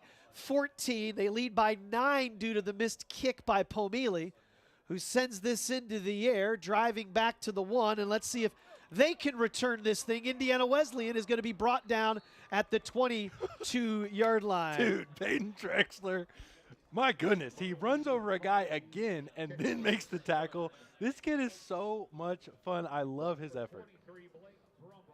Blake Brumball was the returner. It'll be 1st and 10 Wildcats from their own 24-yard line. 4:36 to play. Well, for this quarter, when these two units have been out on the field, the table is now tilting towards Indiana Wesleyan. Marian gets that touchdown on the kickoff return. Looks like some confusion defensively. 3 wide receivers out to the left for Stokes. They now move a man in motion.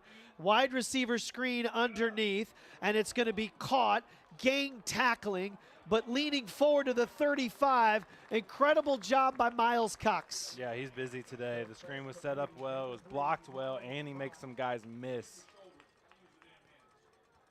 How many catches? So that's his 5th catch, I believe, right now. Busy. He came into today with 4. I didn't even have him on the 2 deep. He came in with 4 catches and 21 yards. He's having his season today. Williams, a little bit of running room, but then that was cut down quickly. Nate Fry came up from his safety position to hit him low. Yeah, he popped him too. Number 22, Nate Frey. Gain of 3, second and 7. Gain of 3, second down and 7. Third play of this drive, Stokes looking left, ball fake. That little fake throws this well out of bounds. If he puts that ball a little bit more on a line, he had his guy there in that window. He just overshoots him. Yeah, and the pressure was coming too, so he even threw it and kind of spun around to avoid the hit. He gave you the little shoulder fake, and that's worked. They've been able to get Marian on a couple double moves. Yeah, the sucker play worked earlier on the fake screen wheel route. 3 wide receivers out right. The ones in the slot are stacked. 2 wide receivers to the left. 3rd and 7 for Stokes, who is a threat with the legs. Stokes takes the snap. Steps up, throws it, and it's going to be caught. First down, another catch by Cox. Yeah, nice tackle from Cuevas, popped him a little bit, but Miles Cox is busy again. He is the go-to receiver today. And they convert again on 3rd down. Now 4 of 6 on the money down against this Marian D. First down and 10 from the 46. Play action, Cox catch at the 50, and he tried to make a man miss. Reaching out and grabbing the face mask was Lewis on the tackle, so we'll add 15 more. This young man from Zionsville is having a day. Yeah, he is, and Danny Lewis doesn't, the knee injury that he's dealing with, he doesn't have that same mobility that he's had throughout the season. As that one move was made, he had to adjust, and by the time he adjusted, reached the hand out, grab the face mask for the extra 15. Yeah, so instead of it being at the 44, move it up to the 29-yard line. Good enough for another first down. Again, this young man, and really what they'll do with this offense is they will utilize the slots. The outside guys aren't the dangerous ones. Right. It's the slots because they get a mismatch on your defense. Stokes throws this way. Bump ball makes a heck of a catch. And he's able to pick up a few yards. And then you have to tackle.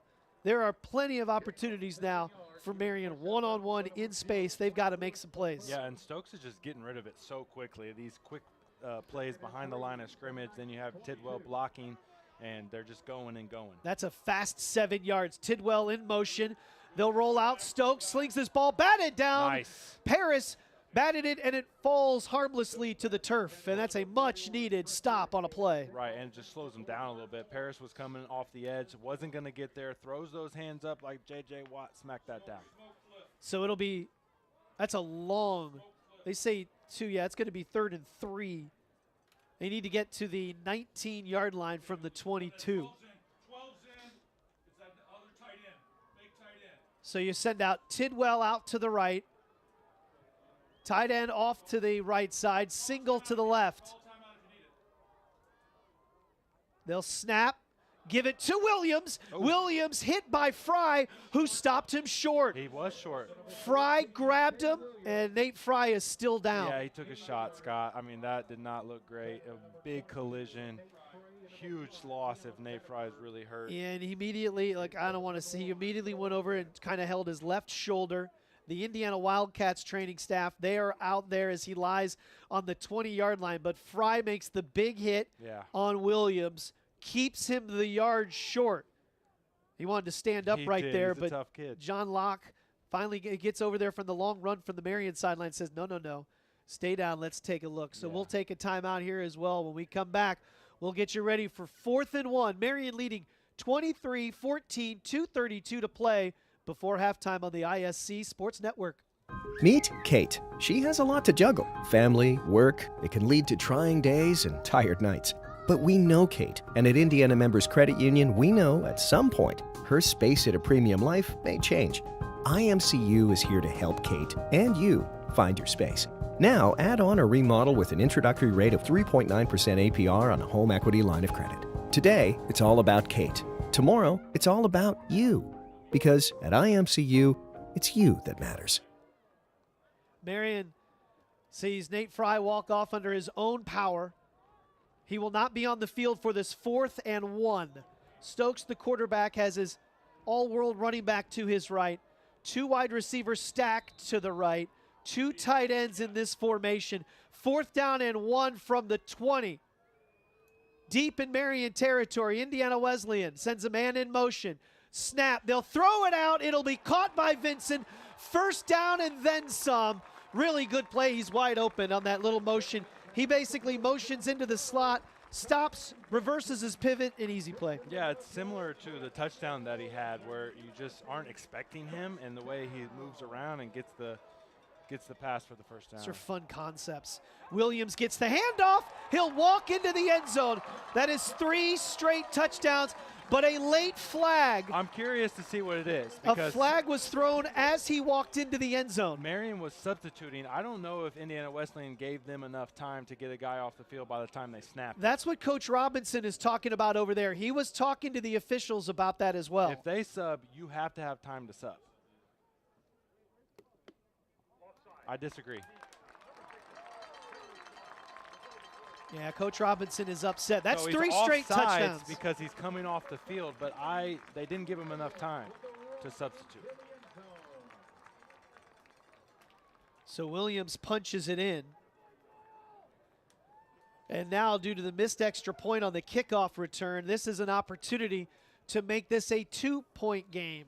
What an answer from the Wildcats on that drive. Boy, they were trailing 17-zip going into this quarter. Placement, hold, kick, 3 second-quarter touchdowns. That's the first time anyone scored that many touchdowns in a single quarter against the Ones. Number 3 versus number 4 is living up to it. Yeah, and you look at the points at 23-21. I wasn't sure what to expect from a point output here. Sure. But this has been a big answer in the second quarter. Yeah, plenty of time. Minute 55 left for Marian. All 3 timeouts. And with Indiana Wesleyan getting the ball, you know they're going to be aggressive and going for points. Yeah, this becomes a big final minute and 55 seconds as Zach Bundelow, the 5th-year senior, is right now on the sideline talking with his offensive coordinator, B.J. Code. This becomes a critical ending juncture just before halftime. Right, exactly, because even with the kick return, you would think you would have took momentum back, but the offense was still rolling for Indiana Wesleyan, so they get that score. And what did you say? Marian had the ball for 12 minutes in the first quarter? Yeah. It's flipped. It has completely flipped in this quarter. Yeah. You're looking at 3 sustained drives right now for Indiana Wesleyan. And they've scored the last 3 times, and not kicks, touchdowns. Right. And they have been explosive touchdowns. Clifton will angle this ball. He's content just to let one bounce out of bounds. LaBelle has to take it on a hop at the 20. The shifty number 27 in the white jersey carries it out to the 35-yard line, a gain of 15. Yeah, solid return to set them up at the 35. Again, plenty of time, all 3 timeouts. Just have to take care of the football. That is the biggest thing. Marian might have, they do have all 3 timeouts. One timeout was called, well, Marian has 2 timeouts. Oh, I see. They called one early on. My fault. And so they have the 2, but still, you're right. Plenty of time here. It'll be 1st and 10 Knights from their own 35. Yeah, I wonder if they go another shot to Spence. They're 0 for 2 on the deep ball to number 1, who had 3 big connections. Last week for Bundelow, you look at his completions. He averaged 25 yards of completion last week. He's going to put it up on 1st and 10. Nobody's open. He'll throw it high. Byerly took a shot to the ribs as his arms. I'm sorry, that was Hebler. Yep. Hebler extended up, couldn't make the grab and paid for it. Yeah, nothing downfield, going with the check down to the running back, but the linebackers are there even if it was on target, but ball is high. Fortunate for Marian, it got tipped up in the air that there's nobody under it. Yeah, our first minutes now for Hebler for Marian. C.J. Young without a catch goes out to the left. Spence without a catch goes out to the right. Jennings is in the right slot. He has a 10-yard cushion, does Jennings. Bundelow wants to put it in the air. Pressure from behind. He'll throw it up. Spence took his eyes off of it. He did. It was going to be a catch, and he's got to hear from it on the Indiana Wesleyan sideline. That was a sure 1st down at the 48-yard line. He looked down to see where his feet were, and the ball came off of his gloves. Yeah, great job from Bundelow to escape the pocket and put it right where it needed to be, but Spence couldn't come up with it. Well, this would be a big third down right now. You know, just about 1 quarter ago, it was the third downs that were critical for Indiana Wesleyan to stay in the game. This is for Marian to maintain this game. They lead 23-21, facing a third down and a 10. Ball start. Boy, T-Ray right now is upset with himself. He is, but you gotta forget about it. Yeah. I mean, look, that's a catch he knows he makes. It would be first down and 10 at about the 47-yard line. Yeah, got to move on. He's hanging. Body language is saying he's yeah, it's not great. Happy, right? So now it's first down and 15. Yeah, he ball was on his hands. He just moved. You could see him clearly. Yeah. Move his head down to see his feet. He dropped it. I get it. Yeah. Oh, IWU's ready to go. They are fired up. They will have 3 down linemen. They didn't show any pressure on the 3rd and 10. They just rushed their 3 down linemen, Williams, Hicks, and Hunter. Let's see if they do the same now on 15. They do. The corners drop back. Bundalo wants to throw it behind him. Byerly, tight end screen, 35, tripped up. Big time tackle by Preston Sykes. If he doesn't grab him by the shoelaces, Byerly's going to have a chance to get to the sticks. Yeah, and unfortunately, it's a tight end screen. Austin Jones and Wells are creeping out to get blocks downfield. Austin Jones misses the first one. So Wells has to go back to him, and now 2 guys on 1 guy gives IWU an open tackler to bring Byerly down. Yep, and it looks like a timeout was called by Indiana Wesleyan. Yep, smart. With 1:26 to go. All right, now we get ready for the final 86 seconds to come down here in this first half. Completely different atmosphere right now in this quarter. It's a tale of 2 quarters, but it seems like a half the way it's been so dramatically shifted. Fortunately for Marian, that return touchdown gave them a score, but it also left the offense on the sideline longer, and they have lost all momentum. And one thing that Marian has not been able to do, now they did get a good little RPO throw to Jalen Jennings. They haven't been able to complete anything downfield. Correct. You know, that was one of the big things for Zach Bundalo is he does want to push that ball. The offensive coordinator, B.J. Code, not afraid to do that. No. But really, Indiana Wesleyan doing a nice job, and their defensive coordinator, Austin Taylor, kind of keeping that top on things. Right, and the longest pass, I believe, was Byerly, which was just a short pass that he was able to take Able to to the run house. in. Yeah. So let's see if Miller can flip the field. Line drive kick taken at the 16-yard line by Campbell. 25-30, 35, and then he'll be dragged down from there. Able to slip through for a good game. Good field position right now for the Wildcats. They have an opportunity to take their first lead of the day after trailing by 17. Yeah, I mean, they're only about 30 yards away from field goal position, roughly. Still 2 timeouts in a minute 15, and they have been moving the ball in these last 3 drives. Flag back at the line of scrimmage, and it's holding on Indiana Wesleyan. That'll help Marian.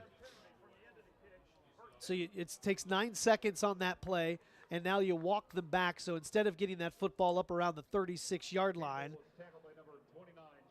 But still plenty of time to do midfield or middle of the field type routes like you saw on the motion to Cox where he's open over the middle of the field that helped that first touchdown drive go. You don't have to get away from those things, still enough time. Boy, they walk it off from where the catch was made. My goodness, that was a big one. Yeah, so instead of the 36, they'll move him all the way back to about the 7. That changes things. They have 2 timeouts and a minute 15. And look, this from offense. The catch, not okay. Yeah, got it's you. from the like, catch. How did it go back that far? Yeah, okay. so it's from where the catch was, Got and he it. caught that at the 15, Yep. 16-yard line, so they walk him back. First down and 10 from the 7. But this is a quick strike offense.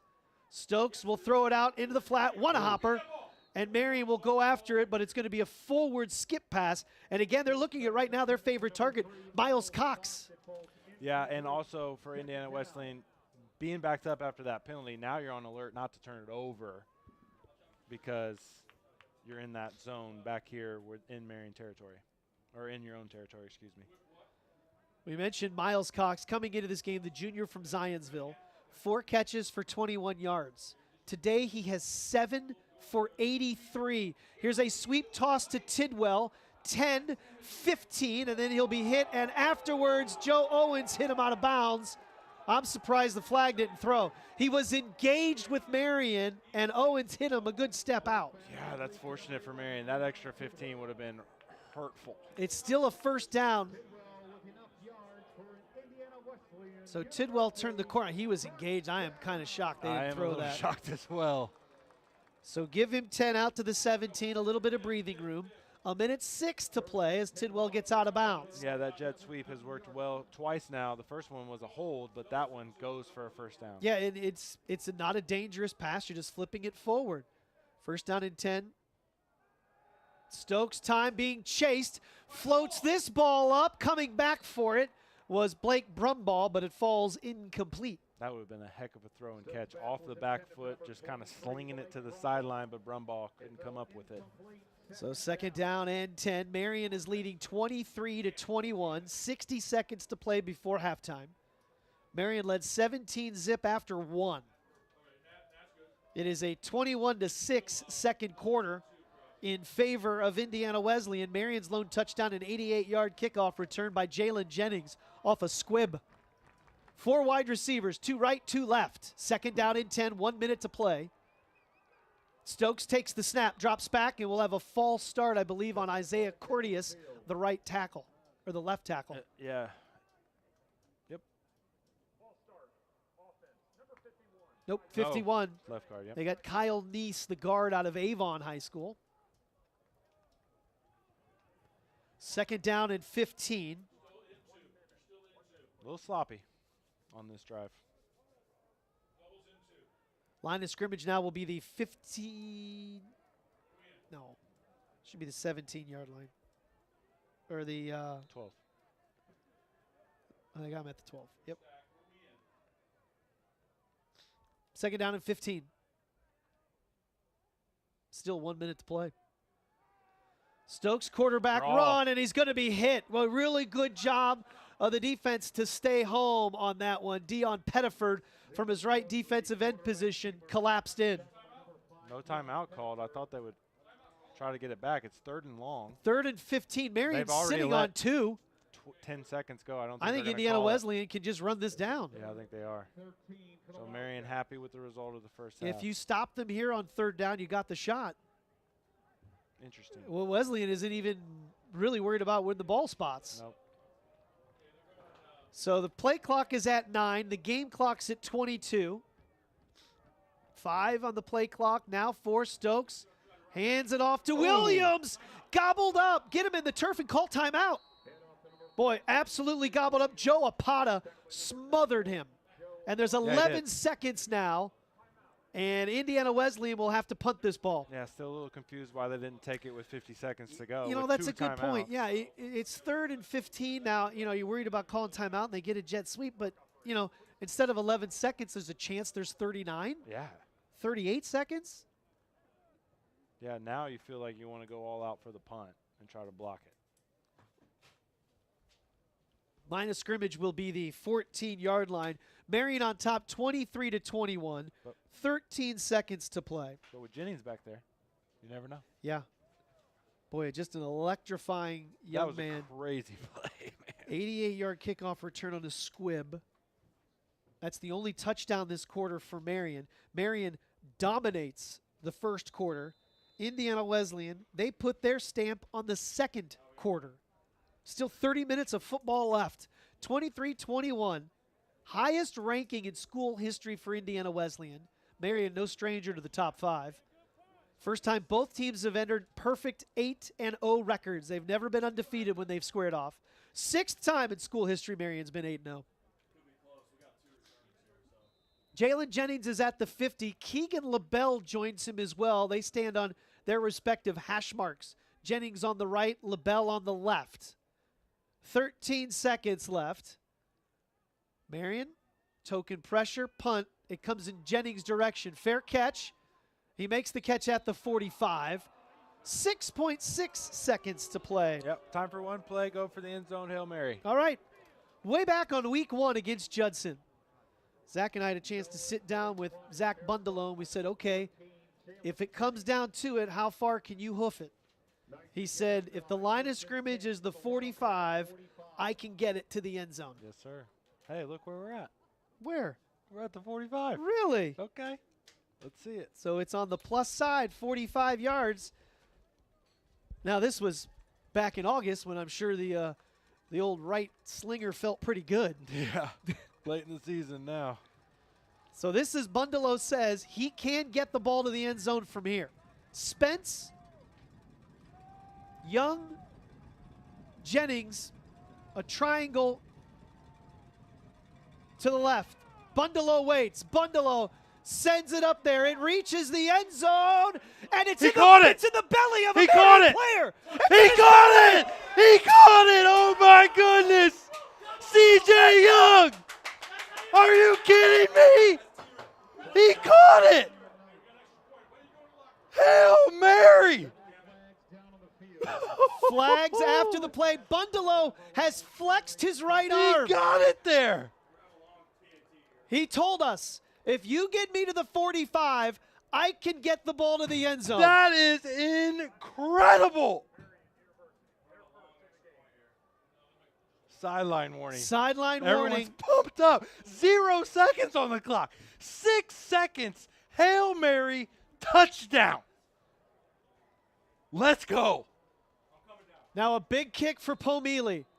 This place is stunned. Stunned. They're in line getting their hot dog. They turned around and said, what just happened? Timeout call by Marian. Oh, catch your breath, folks. He came perfect. C.J. Young didn't have to go up for it. He just falls right into his belly. Rolls out, ends up throwing from the left hash mark from his own 46, and he had positioning. The red jerseys were behind the white number 13. Boxed him out. He boxed him out. It hit him right in the stomach. His third touchdown, none bigger in his life. The timing of it was just awesome. The rollout. He threw it exactly when it needed to be thrown. CJ comes up with it. What an insane half of football. A senior from Harrison, Ohio, a high school teammate of Levi Tidwell, the outstanding receiver on the Indiana Wesleyan side. They've got a story to share. I don't know if Levi wants to hear it. Marian leading 29-21, and Marian has elected now to go for 2. Yeah, I like it. Pomeli missed an extra point. I like it. And so now they will try and go for 2. This will be an untimed play. Bundalo is under center. Play action. Wide open. Throwing it. Byerly catches it. And Marian scores 8 points in 6.6 seconds. Whoa! We are at halftime. Fireworks, electricity, top 5 game. And Marian jogs in at the break, leading 31-21. An unbelievable finish here at the first half.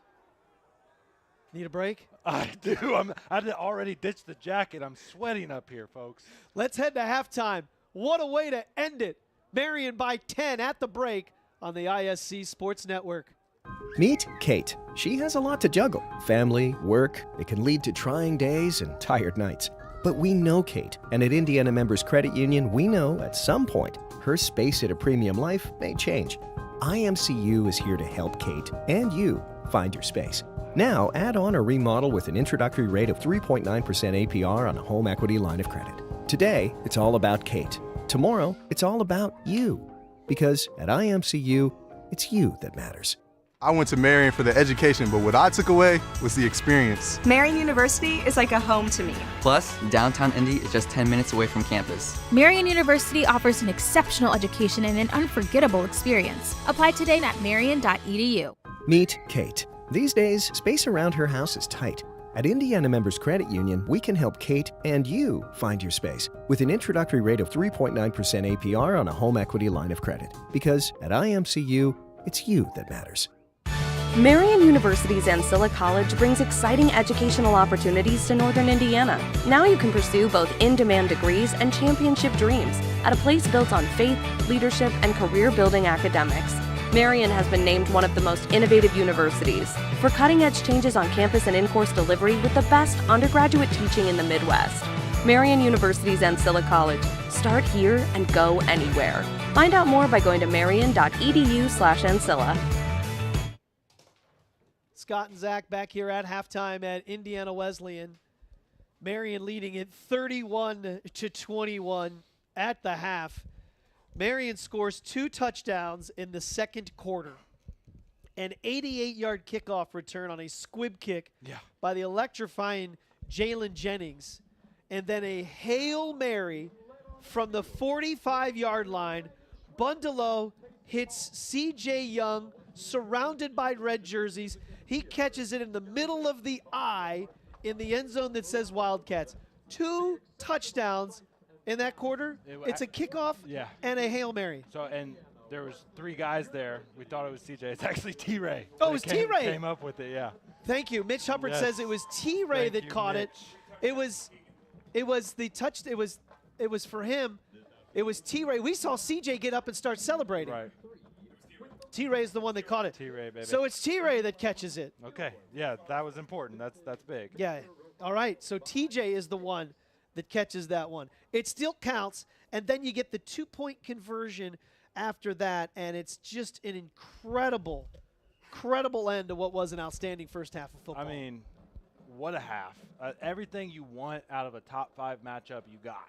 It was, you know, that Indiana Wesleyan's in the locker room just reeling from those 3 turnovers because they were rolling in the second quarter. Offense is moving the ball. They're getting scores. They'd really like to restart this game, but that's not how it works. And Marian, the big plays like you mentioned, the Hail Mary and the kickoff return were the difference in a quarter that Indiana Wesleyan won. To have those 2 big plays and come into the half with a 10-point lead is gigantic. Yeah, they say you've got to win all 3 phases. Right. Marian's doing that right now. They have forced 3 turnovers. Yep. They have a special teams touchdown, and then you have a miracle on the offensive side of things. And it's 31-21. This is a final score. Yeah. But yet this is the score here at halftime. Let's take a look at some overall stats here in the first half. Total yards right now, Marian being outgained by 100 yards. Yep. Indiana Wesleyan found their flow in that second quarter. They did, and we mentioned it. It took a drive where it's almost all gimmicky type of stuff, but that's what worked, so they kept going with it, and then bam, they roll off 3 scores in a row. Marian has passed for 124 yards, 182 for Indiana Wesleyan.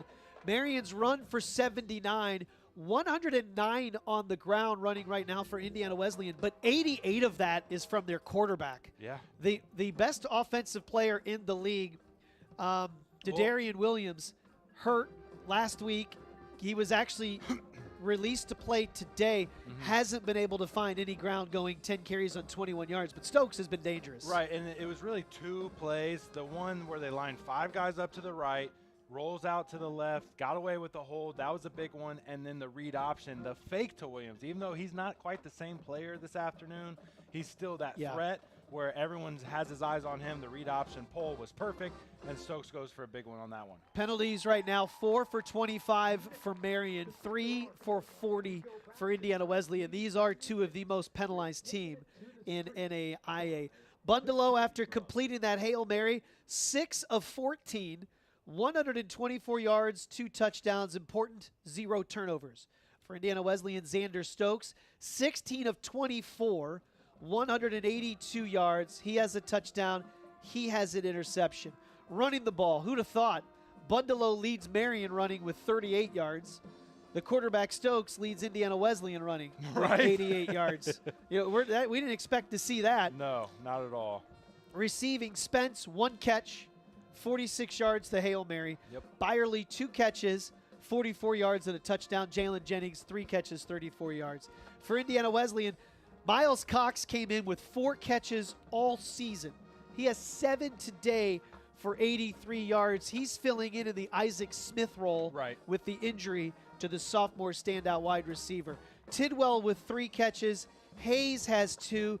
Vincent has 2 catches, including a touchdown. And Brumball has 2 catches as well. The big story, 17-zip after 1. Marian forces 3 straight turnovers. They cash in with 2 touchdowns. Marian starts this game better than you can ever imagine them starting a football game. Yeah, just insanity, really, because you never expect something like that. And It was, I don't even know if it was nerves or anything like that, but the ball getting popped out, right? It was Underwood with the pop out and then Pettiford with the pop out, and it was just like all of a sudden, holy crap, it's 17-0, you know, but they answered really well in that second quarter. Boy, they certainly did. You look at their drives for Indiana Wesleyan, they converted 3 third downs on an 11-play drive that took them 95 yards for their first touchdown. They forced Marian on a 3-and-out when their DB, Sykes, made a great play batting a ball down on what would have been a first down catch to Drew Byerly. He makes a great play. They come back needing 3 plays to score a touchdown, the 32-yard zone read by Stokes. And then Indiana Wesleyan, after the 88-yard kickoff return. What a kickoff return. Oh, man. There's so much to think about. My mind is going crazy right now. You get the 88-yard return by Jennings, who was running out of gas. If he had to go 93 yards, he's not getting there. Right. He lunges right across the goal line as he's being tackled. But then Indiana Wesleyan rattles off a 10-play drive in which they're able to go 76 yards for a touchdown. They dominated, and they've got to look up and think, we're losing 31-21. Boy, explosive plays by the Knights. You know what else is crazy? I just thought about this. Marian not taking that timeout with 50 seconds left. You never think that you're going to end up getting a score out of that, because Indiana Wesleyan were like, all right, we'll take it in the half. You don't want to take a timeout? They run the ball. Then Marian takes the timeout.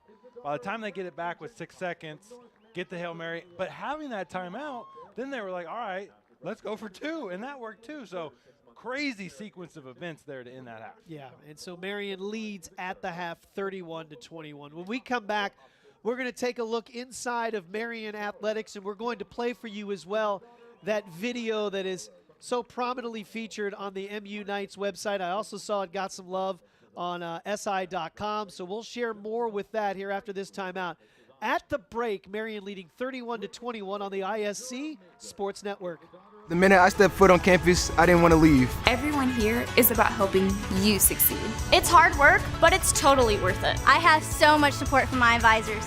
The nursing program is why I chose Marian. I'm studying to be a teacher. I'm a business major. My professors really challenge me, and I know I'll be ready for my career. A great education is the best thing you could ever do for yourself. Marian University, an exceptional education and an unforgettable experience. Apply today for full scholarship consideration at marian.edu.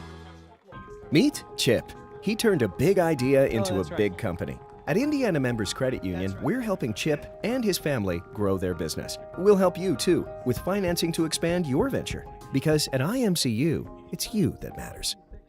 This is the Pepsi for America's best barbecue. Worthy of 100-mile detours and 1,000 likes. Looks good.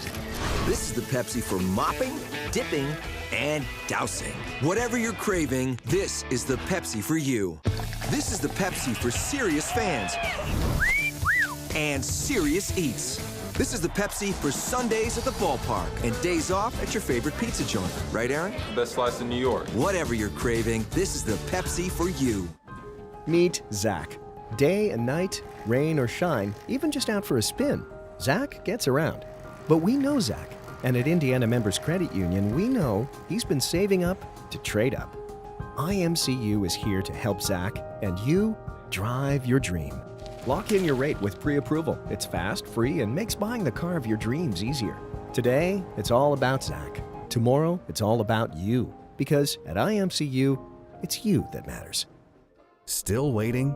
You could have been seen by an orthopedic specialist at Ortho Indy Urgent Care. Avoid the wait, cost, and drama of the ER. Ortho Indy Urgent Care. Orthopedic care without the drama. Find a location near you. Scott McCauley and Zach Graves back here at the half where Marian leads 31-21. Incredible fireworks to close out that first half on the 46-yard Hail Mary pass to T-Ray Spence. We want to take this opportunity here at the break to take a look inside Marian Athletics. And if you have since Thursday visited MUKnights.com, as soon as you head there, you will see Mr. Steve Downing's heartfelt message regarding the passing of Bob Knight. Steve Downing is currently the outstanding athletic director of athletics for Marian for the past 8 years. He played for and coached with Bob Knight. Steve Downing was the 1973 Big Ten Player of the Year. He is in the IU Athletics Hall of Fame. And Coach Bob Knight was honored at Marian University's annual awards ceremony, the Clayton Family Circle of Honor, back in 2012. And in honor of his achievements, the Coach Bob Knight Endowed Scholarship was created to support scholarships for all students who intended to make a career of teaching and or coaching. And this endowment helps all students, and the sad passing of Coach Bob Knight kind of brings to the forefront what this endowment is able to do. And you do not have to be an athlete to enjoy the endowment. And those interested in donating to support the Coach Bob Knight Endowment Scholarship, it will help ensure Marian University students will have the resources they need to succeed through scholarships for all students and supportive academic programs, state-of-the-art facilities, and of course there's more information at MUKnights.com. So what we want to do for you right now is play for you that little 2-minute video that can be seen on MUKnights.com, and we'll be back after this one. Hello everyone, my name is Steve Downing. I'm the athletic director here at Marian University, and I wanted to talk to you about a project that we're looking forward to doing here. I'm sure you all have heard of the passing of Coach Knight. Coach Knight was my mentor, a guy for the last 52 years that helped me become a better administrator, a better person. I've had the opportunity to learn so much from him. Coach Knight was very instrumental in fundraising here at Marian University in terms of helping my programs, talking to my coaches, and one of the things that he and his family wanted to do was to build on a scholarship. We already have a scholarship in Coach Knight's name, and what he would like to do was to try to build on that scholarship to get more money in it where we can help young people along the way. We're not stipulating that they be athletes. We want to try to help students with the price of an education and the scholarships that we can help them. Coach Knight was very instrumental. His own athletes graduated at a 98% clip, so it was very, very important to him. His mother was a teacher, and when I played at IU, she talked to the team about it, education and its importance. So again, Coach Knight scholarship would be a really big thing for Marian University because we want to help students as much as we can. Thank you for all that you do, and I really appreciate Coach Knight loved this place, and that would be the biggest thing that you can do to add to his legacy, something that lives on in terms of helping young people, which is deep down at his core is what Coach Knight was all about. Thanks so much.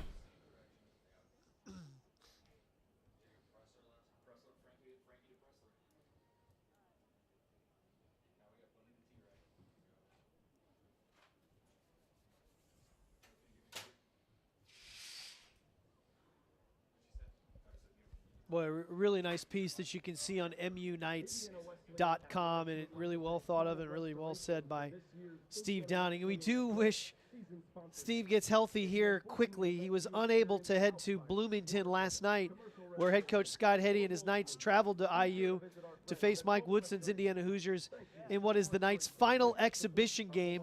So Steve Downing couldn't make it there, and he's not here today. He's under the weather.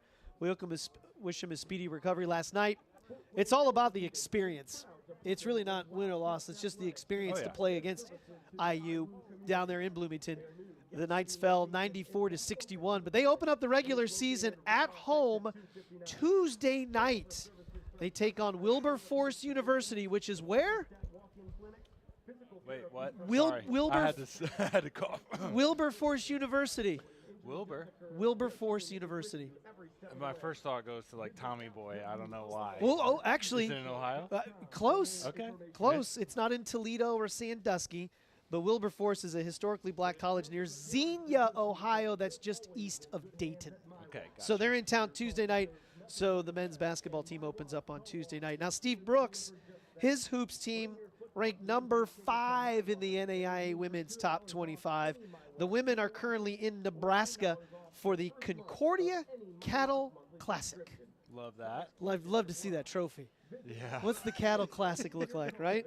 Well, last night they took on number 8 Dakota State, and they won 78-69. Pay attention again to Ella Collier. out of Danville High School. She is the reigning NAIA Player of the Year. That means she was the best player in all of NAIA and the number 2 all-time leading scorer at Marian. They do take on today the host school, number 17, Concordia University. They're out in Nebraska, not the Concordia we know in football that's up in Ann Arbor. So they are in Nebraska. And they actually have 4 more games between now and their next home game, which will be on November 18th. It's tournament time right now for both the men's and women's soccer squads, plus volleyball. We'll start in women's soccer. The 4th-seeded Knights, we just started.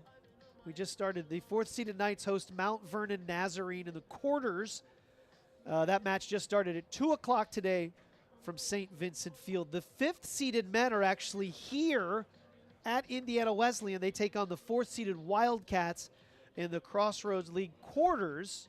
That's tonight under the lights at 7 o'clock. And finally, volleyball. They've now entered league tournament. They are the 3 seed.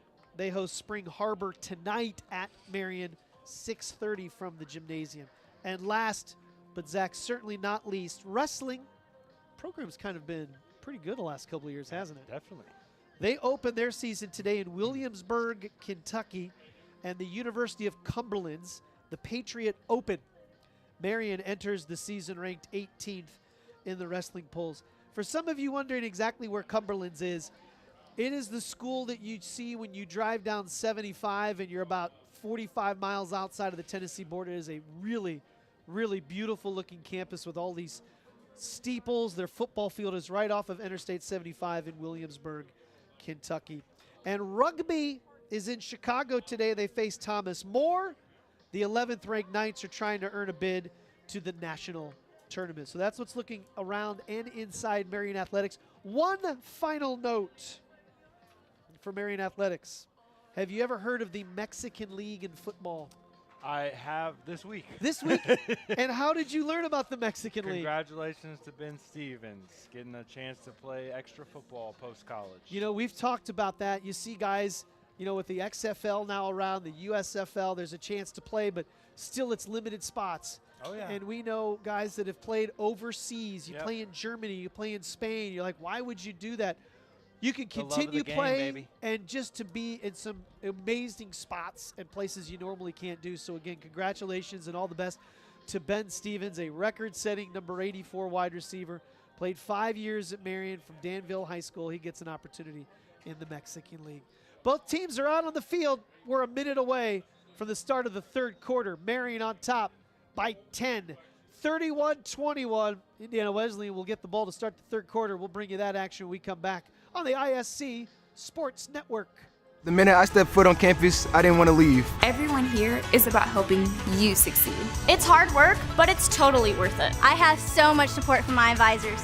The nursing program is why I chose Marian. I'm studying to be a teacher. I'm a business major. My professors really challenge me, and I know I'll be ready for my career. A great education is the best thing you could ever do for yourself. Marian University, an exceptional education and an unforgettable experience. Apply today for full scholarship consideration at marian.edu. All right, welcome back. Halftime winding down.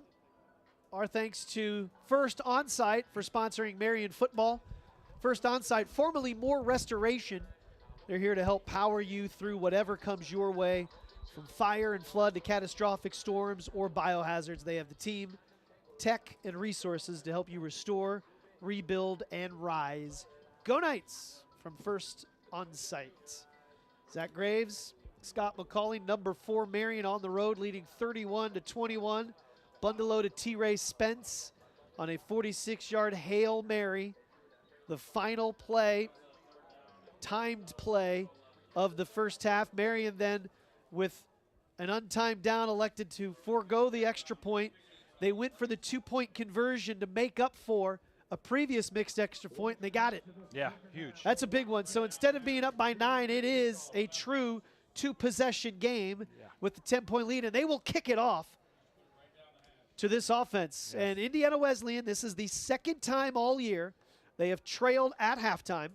They trailed by 7 earlier this year at home to Roosevelt. They would outscore Roosevelt 28-0 in that second half to go away winning. So they're not unusual for them to be. This is their largest second half deficit that they have faced. And Marian has led in every single game at the break this year. And a 10-point lead right now. Pomili to kick it off. It will be received on the left side from our viewing, so we'll kick from right to left. Pomili, the run up the third quarter is underway. Kick will be taken at the 10-yard line by Indiana Wesleyan. 20, little stutter step. They will not get to the 25-yard line. Tackled at the 24. Yeah, I expect a lot of the same for Indiana Wesleyan. Not a lot to adjust off of offensively because of the way they were moving the ball towards the end of the first half. Those 3 consecutive touchdowns. Expect more of the misdirections, the motions, all those kind of things. And as we come out of this, start of this third quarter, Jayshon Underwood will be the starting cornerback with the injury suffered this week to Danny Lewis. Danny has played sparingly, but maybe that long rust at halftime forces him to get ready. They'll hand it off to Williams. He slips through a crease. His best run of the day. It really is. Carries it out to the 31-yard line. Yeah, first time he's been able to have any running room in the interior line. A hole opened up in the A-gap, and he was able to get 7 yards.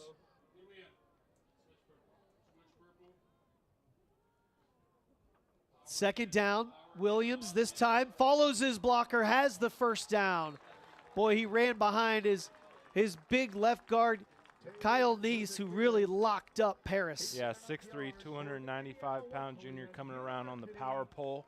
Locks up Paris, like you said, and drives him to open up that first down. You know, good patience there by Williams. You thought that he would bounce it outside. Instead, he followed that blocker. Right. And then he made an explosive move once he got to the point. First down and 10.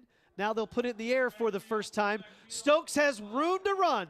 40, 45, and he's brought down by Nate Fry in the open field. Little jersey tug by the offensive line allows Stokes to get free. Yeah, closing in on 100 yards rushing on the day. Xander Stokes leads his team in rushing, and Bundelow on the other side leads his team in rushing.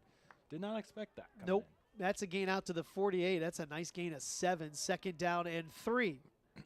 Opening drive of the third quarter, Marian leading 31-21. Stokes sends 3 wide receivers far out to the right. Now he brings them in closer to the offensive line of scrimmage. Sends Tidwell in motion behind him. Play action, throw it over the middle, and Underwood bats it down. Great coverage. He cut underneath the wide receiver who had green space between him and the end zone, and Underwood makes the PBU. Just such a nice play from Underwood. We talked about in the first half on the other side, playing that trail position. It looks like the guy's open, but he comes up underneath and bats it away for another PBU. And look, he's playing corner right now. He's been a linebacker. Right. I mean, he is moving him all around, and if he doesn't get that, it's going to be a touchdown for Blake Brumbaugh. High snap, 3rd and 3. Dion Pettiford, TFL. Oh, yeah. High snap, and 14. The timing was off, and number 5 drops him. Came through on a stunt from the outside, ends up in the A-gap, and as you said, drops him in the backfield. What a play, what a call with the stunt up front, and Pettiford takes advantage. Boy, and a big win to open the third quarter. You force the punt on the opening drive for Indiana Wesleyan, and they look like they wanted to establish more of a run game on that drive than they did in that second quarter, frantically coming back from that 17-point deficit. Everyone on Marian's special teams standing up. Snap. Punt high. Shanked it off the side of his foot. Shank It'll City. bounce at the 44. Oh, my goodness. Oh. That ball just cleared where the first down marker would have been. Shank. Ooh, a bad punt. Tough scene. That is and you heard it hit his foot. Yeah, just a thud. Just didn't work out there. So Marian, excellent field position near midfield. They'll say they get it at the 38-yard line. He's lucky it bounced the 10 yards it did after where it landed. Yeah, and going back to that drive, you mentioned they try to establish the run more, but on the one pass, Underwood, 6th PBU of the year, perfect position, having a big day today. Here's Zach Bundelow under center, turns, gives tailback Gibson 40, lowers the shoulder out across the 41, maybe the 42-yard line. So a gain of 4 is Bundalo under center for the first play. And I formation, baby. Got Nick Miller lined up in the fullback position. Saw it on the touchdown in the first half with Keegan LaBelle. Same kind of look. Gibson able to switch position. He goes to the right, switches it over to the left to pick up a 4-yard gain. Under 12 to play, third quarter. Marian leading 31-21. The Knights have the football at their own 42, facing a 2nd down and 6. Again, I formation under center. Again, Gibson lowers the shoulder. The linebacker hit him. There was a tackle, and they grabbed up by his ear hole as they twisted him back. First hit by Luke Bays, number 5, the linebacker. Yeah, it looked really good at the beginning, but those linebackers scraped over quickly and closed that gap. But still, the effort to get a couple extra yards out of that looked like it was going to be nothing. They get the 2-yard gain. Yeah, and you can see physical tackle. Indiana Wesleyan, just like Marian, wants to finish the play. They were aggressive on that bring down. Here's a 3rd and 4. Marian was 3 of 9 on 3rd down in the first half. Right at the season average about. Yeah, which is actually a little better than what they've been in October. Bundalo gives to LaBelle. LaBelle is going to have the first down. They hit him after he was 2 yards past and drive him back, but the speedster hit the hole quickly and moves the chains. Yeah, you took the words right out of my mouth. He fired off once he got the ball. Opened up nicely again. Offensive line picking up where they left off. Doing a nice job today. Yeah, I noticed in those couple of runs I formation, Gibson wasn't a straight downhill from that eye. He almost got it, surveyed, and went. Went for a little more explosiveness. Now it's Keegan LaBelle's chance to dot the eye. Bundalo turns, gives it to him. LaBelle quickly slips through, and then he's going to be hit right at the 46 and falls forward to the 45-yard line. Staying in the I formation, most likely going to set up a deep shot on a play action here, but LaBelle and Gibson getting it done, falling behind the fullback, Nick Miller. Yeah, and you are seeing these Preston Sykes, Jameis Carson, that's the secondary coming up to make some of these hits, along with the linebacker Bays. Still no Isaac Abeyo, their top pass rusher, 3rd leading sack man, is not out there, suffered that knee injury. Ethan Dutra is out there at that position. Gibson hit on the left hip by the crashing safety, Jameis Carson. And it's going to be 3rd and 3. You might recognize that last name of Dutra. Yeah, I do. His brother Mac, the all-time leading sack man in Marian history. So they've got Ethan Dutra, the junior, has a half sack. He's getting run right now. They have him lined up on the left side of the line at defensive end. Caleb Williams is on the outside defensive end. 4 down linemen. 3rd and 3 for Marian. Pistol now for Bundalo. They got movement on the right side. Yeah, it was late. And Indiana Wesleyan called it out. Yep. Bundalo went to change the play. Yep. So now you're looking at 3rd and 8. Yeah, that hurts. Byerly came out of his stance. It looked like some pressure was coming too as all those red jerseys come up to the line of scrimmage. As Bundalo goes to adjust, Byerly got out of his stance. You know, and they've already been 2 of 2 on 3rd and short today. And now you've got a 3rd and 8. We're on the season. They're just 27% on plays greater than 8 yards on 3rd down. Only the 5th penalty today, though, from Marian. That's improvement, and no 15-yarders. They lead by 10, 3rd and 8. 7th play of the drive. 8:50 to play, 3rd quarter. Bundalo will float it up too high. Dangerous pass, and it was behind his intended target. Byerly covered well on the play by Daniel Shager. Yeah, same play as the touchdown earlier in the game, but it just too high. Uncatchable. So both defenses, after seeing the offenses score, are able to hold in their first opportunities of the 3rd quarter. Well, that's okay for Marian because time continues to tick with a 10-point lead. 31-21, the Knights leading this one. And an opportunity now for Miller to pin them in deep, them being Indiana Wesleyan. Wesleyan has Miles Cox back deep at the 10. Blocked! Miller has to fight for it. Campbell has it. And the special teams mistake. Miller's blocked. Yeah, that hurts. It's going to set up Indiana Wesleyan really nicely in Marian territory. It looked like even after the punt was blocked and recovered. It looked like he tried to pitch it to another guy forward. That would have been a penalty, but still set up at the 38-yard line. Chance to strike. I was truthfully looking down at Miles Cox, and I was looking at the way the defenses was set. I didn't see what happened to cause that play. I also did not see where it came from. Looked like the outside, but it might have came from the middle. So now for the first time today, what you can classify as a turnover for Marian, puts plus territory for Indiana Wesleyan. Let's see if they strike big, and they'll throw it in the dirt. What a play. They called up the draw, but it was blown up by Apata. Man, and he had to Cramp. rush off the field. I think it is a cramp, but it was blown up by Apata off the stunt. He comes in there, and he sees that it's screened. No one blocked him. Gets that hand up like we saw Paris do earlier. 2nd down and 10. Great job by the defense. You get that quick change. You come out and you realize that end zone is closer to your back, and they make the stop. 2 wide receivers left, tight end to the left in the slot. Move a wide receiver in motion from left, split out ride. Stokes looking right. He'll throw to that man in motion. Tidwell catches it.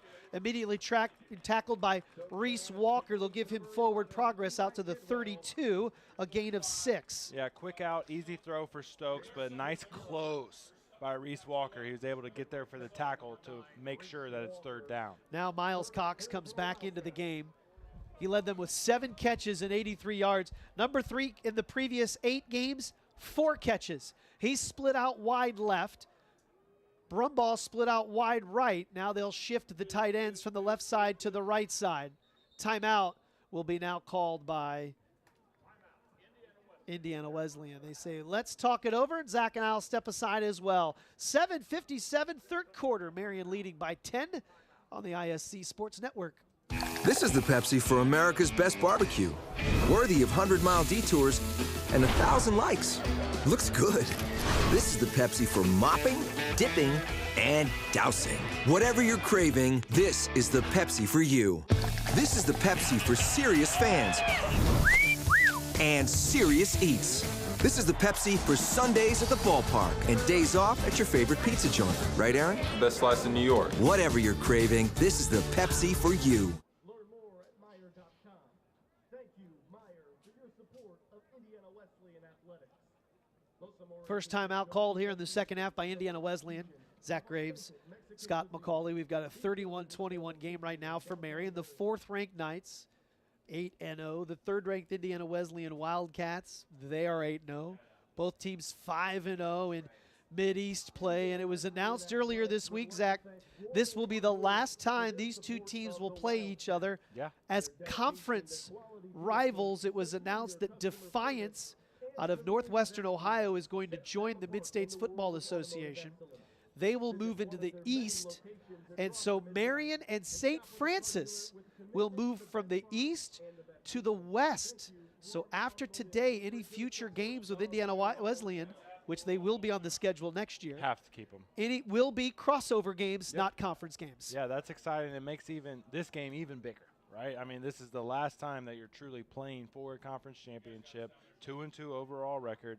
Indiana Wesleyan has the last 2. I mean, there is just, it makes it even more at stake, like I said. Yeah, the Mid-States announced it, and the reason Marian moves over to the West, so now they will play St. X every single year. Now you're looking at St. Francis out of Joliet. Yep. You're looking at playing Olivet Nazarene more often. Roosevelt. The reason, Roosevelt is leaving. Oh, that's right. Roosevelt and St. Ambrose are leaving. So St. Francis and Marian move those 2 over, and that now balances out the sides in the Mid-States. 3rd and 4. They flip the play. They move everyone over to the right side now. Stokes, the quarterback, wants the ball, gets it, gives it to Williams, who lowered his shoulder. He'll be a yard short. So everyone was over at the right. They worked off the left side of the line, and Marian makes the stop. Yeah, not surprised by the call. They're right at that weird spot where you want to go for it around the 30. So going with a run on 3rd and 4, if you don't get it, it now sets you up for a 4th down and 1. And that's what they have, a 4th and 1, 7:30, clock running. Stokes can be dangerous. He's proven that with his legs. This is a big play I here. might just go with zone read. Yeah, I would too. 4th and 1. Here's they move men around, lots of motion. False start. Snap, zone read. Williams lead forward.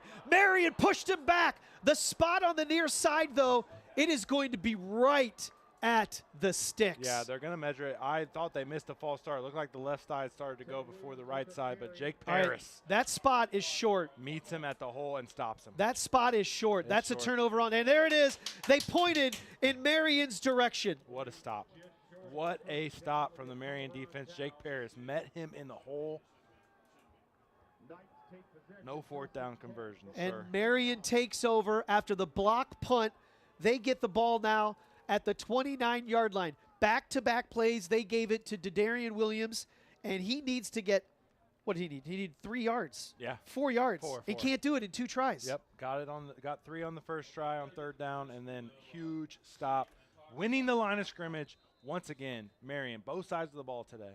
So things have quieted down now here in this 3rd quarter. Marian leading by 10 and the football. Hand it off. Keegan, nope. Pull it out of his belly. Bundalo will now throw underneath, and it's going to be caught by Jennings. I think he caught it and was interfered with. Yes. He did catch it. Jennings snags that ball out of bounds off the white diving and kept his feet in, but Jalen Jennings has yet to get up on the sideline. There he is.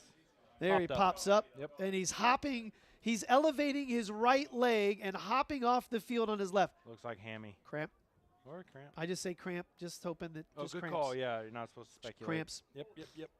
A lower, if this was the NFL or hockey, lower body injury. Yeah. So they waive off the penalty, and you get the pitch and catch. What a Great route. catch. Yeah, what a route on the comeback. Gets interfered with and still hands out, grabs that ball, gets the foot down, just all around. Nice play. And Bundalo held on to that ball a bit. You go to that kind of RPO route, and you worry about offensive linemen getting downfield. Yep. Because that took a minute for that to develop. He did, and he had eyes on Jennings the whole time. 7:08. Marian leading by 10. 1st down reception. Gain of 13 on that play to Jennings. Now you hand it off to LaBelle, and LaBelle twists free and is down to the 49-yard line. Good, tough run. Coming up to meet him on that is Clayton Mosier, a nickel linebacker. Yeah, nice patience, too, to wait for Connor Young and Wells to pull around, get linebackers picked up, and then LaBelle fires off. 8-yard gain. Boy, a lot of single digits making plays out here today. And Bay, Carson, Sykes. But the one they wish that was out there was number 4, their leading sack man, not returning after a injury early on in the 2nd quarter. 2nd down and 3. Pitch out to LaBelle, trying to work the right side. Spins, and he'll fall with his back right at the sticks. I'll give him the 1st down. They'll move the chains. He needed the 48, and he got it. For a 185-pound guy to finish runs the way he does is so impressive. Once the contact comes, then he starts to spin, and he's spinning forward to get that extra yard. 1st down. So you move it now onto the Indiana Wesleyan side of the field. The 48-yard line is the line of scrimmage. 6 minutes to play, 3rd quarter, 10-point lead for the Knights. Bundalo walked up under center. Now he backs up. Keegan LaBelle will be on his left hip. Bundalo drops back, steps up, and he'll be sacked. Held on to the football. Wanted to pull the trigger on that little longer developing play, and Bundalo will be sacked. Yeah, it looked like a lot of deep routes. They were going for a shot, but a lot today. The Wildcats secondary has done a really good job making Bundalo hold on to it or have to escape the pocket, and with that much time, D-line is able to get home. Yeah, that's a 7-yard loss. You're moving now back into Marian territory. And it's 2nd down and 17. And Glass is in slot since Jennings is out with the injury. Yep, number 16 is in there at the slot. He lines up on the left hash mark. Marian going from right to left. Bundalo drops back, looking down the middle of the field, dumps it off to LaBelle, 45-50, makes a man miss, 45-40. He has the 1st down. Number 27 just bouncing in between red jerseys. I mean, the defensive back had him dead to rights right there at the 40-yard line, and one move, bang, then across the field, makes another guy miss, picks up that 1st down. Keegan LaBelle, the sophomore from Mount Vernon, what a move, was just a safety valve. He caught it at the 45, made men miss, carries it all the way into Indiana Wesleyan territory, picks up all the full 17 needed to convert, carries it down to the 36-yard line. 21 yards on the pass play. Man, he is something. Bundalo under center, I formation, LaBelle. This time he'll be hit by the linebacker. Luke Bays jumps in and gets him. Yeah, he's had a busy day.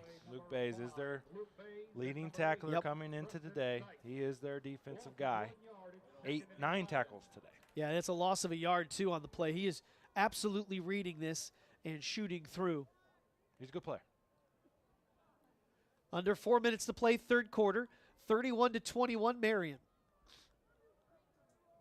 They will huddle up. I'll break the huddle and come up where the ball is spotted at the 37-yard line. Second down and 11. And Jalen's back. 3 wide receivers out to the left. One of those is Jennings. You give it off to LaBelle. Needs to make a man miss, and he can't. Grabbing his jersey and throwing him down for a loss is the safety, Neil Campbell. Yeah, this guy, he's a stud, Neil Campbell. Haven't called his name a lot today, but that is a tough tackle. Rips LaBelle down.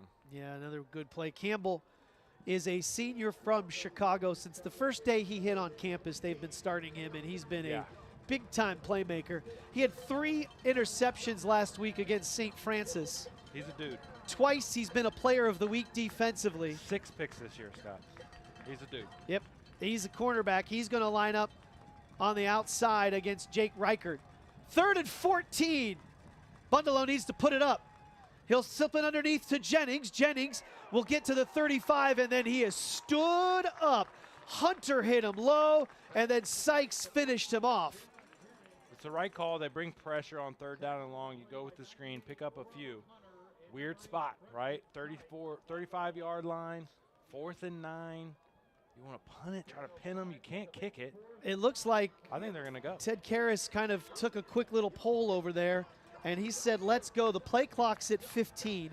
They do have all 3 timeouts if they want to call one here as the play clock gets to 9. Yeah, got to go. It's 4th and 9. I'd think about burning one of those. Play clock's at 4. If play clock's at 2, Bundalo gets the snap at 1, rolls out right. Bundalo pressured, throw the ball away. No, they got a holding on Jalen Jennings. He couldn't throw to him because he was being held. This is going to be Marian football still. I am watching the football, and Bundalo just kept holding it and holding it. He wanted Jennings, but he's getting held by the defensive back, and they throw the flag late, but that is the right call. And it's an automatic first down. I think it was Preston Sykes. So great eye by you. I'm watching the ball, and Bundalo kept holding it, and eventually he spun down on a sack on 4th down. Yeah, he can't take the sack, but his intended receiver is being held, and he gets the right call there. Good eye by you. Let's move this down to the 25-yard line. Huge penalty by the Wildcats. Huge. And it was 4th and 9. Bundalo can do that from time to time where he's got one guy he wants to throw it to, and that's it, right? But he couldn't get it to him, takes the sack, which obviously you don't want to do. They brought pressure, but gets the call. Clock running, 1:55. Fresh set of downs, I formation, and it's blown dead right at the start. But I do agree with you with the timeout situation there, but it works out for Marian. The officials timeout, no flag.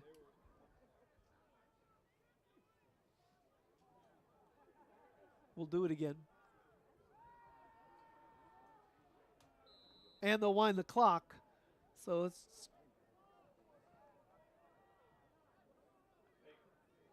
clock holds at 1:51 for the officials timeout. What a drive here too, man. They're milking the clock.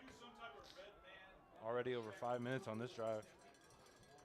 10th play of the drive. The penalty helps on the 4th down. Gibson gets the ball up the middle. He spun and hit. Absolutely smothered. Down low, they hit him low, and then up high, they really finished him off. Good tackle combination. It was.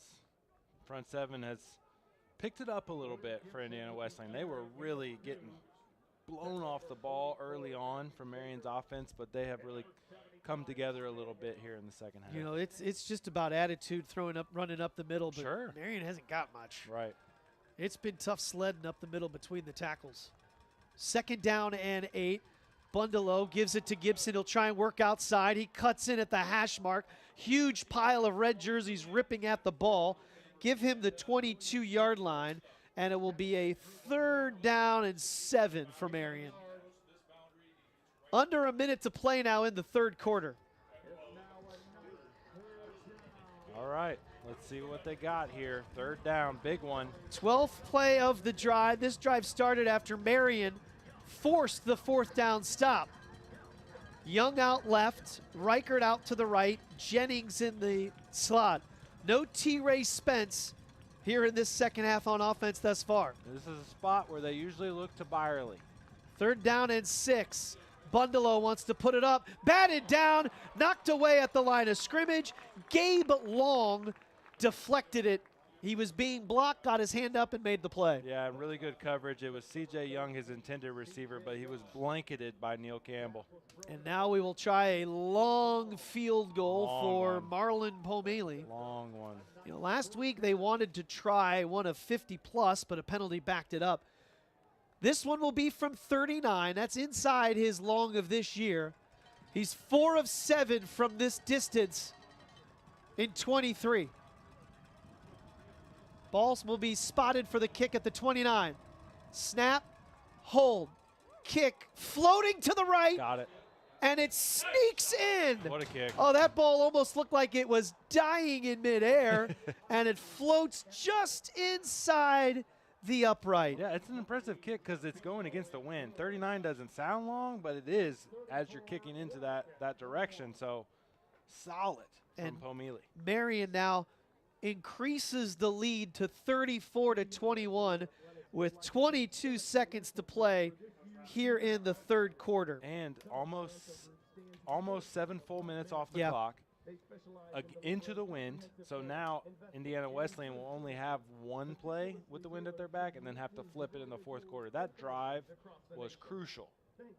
Yeah, you look at what Marian was able to do. They go 13 plays, and Marian goes 49 yards in those 13 plays. Hey, 49 yards, and they get a 4th down penalty on a hold, an obvious hold. That keeps that drive alive, and then they get the 39-yard field goal from Pomeli, who's now 9 of 13 this season on field goals. He's 5 of 8 between 30 and 39 yards, and that's a big kick for him, having missed an extra point earlier. Yes. Now he gets out here and sees one sneak in between the yellow pipes. Yep. So Marian now leads it by 13, 22 seconds left. We'd expect a kick and then 1 potential play before we move things into the 4th quarter. 4 of 13 today on 3rd down. For Marian? For Marian. 4 of 10 for Iowa. 2 of 3 in the red zone, though. And Marian takes the lead back in the time of possession category. Well, for all of the up-to-date information on Marian Athletics, visit MUKnights.com or follow Marian on X at MU Knights. That's at MU Knights. Busy sports day. You've got basketball, women's basketball playing in the Cattle Classic. Best time of the year, Scott. It is. There's a lot going Sports on. Equinox the other day in pro That's sports. right. Love that. The men's, it really is the best time of the year as a sports fan. The men's basketball team will tip off their season on Tuesday. You have soccer going on right now, women's soccer. You can follow that game on MUKnights.com. Tonight, the men will play at Indiana Wesleyan in Crossroads quarterfinal action. You have volleyball tournament tonight at Marian. There's a ton going on right now. And the eyes of the NAIA football world are fixated here at Indiana Wesleyan, where number 4 Marian leads number 3, 34-21. Those were the first points of the 3rd quarter. It's been a fun couple weeks. Morningside last week losing to Northwestern in the snow game in a 1 versus 3. Now 3 versus 4 today.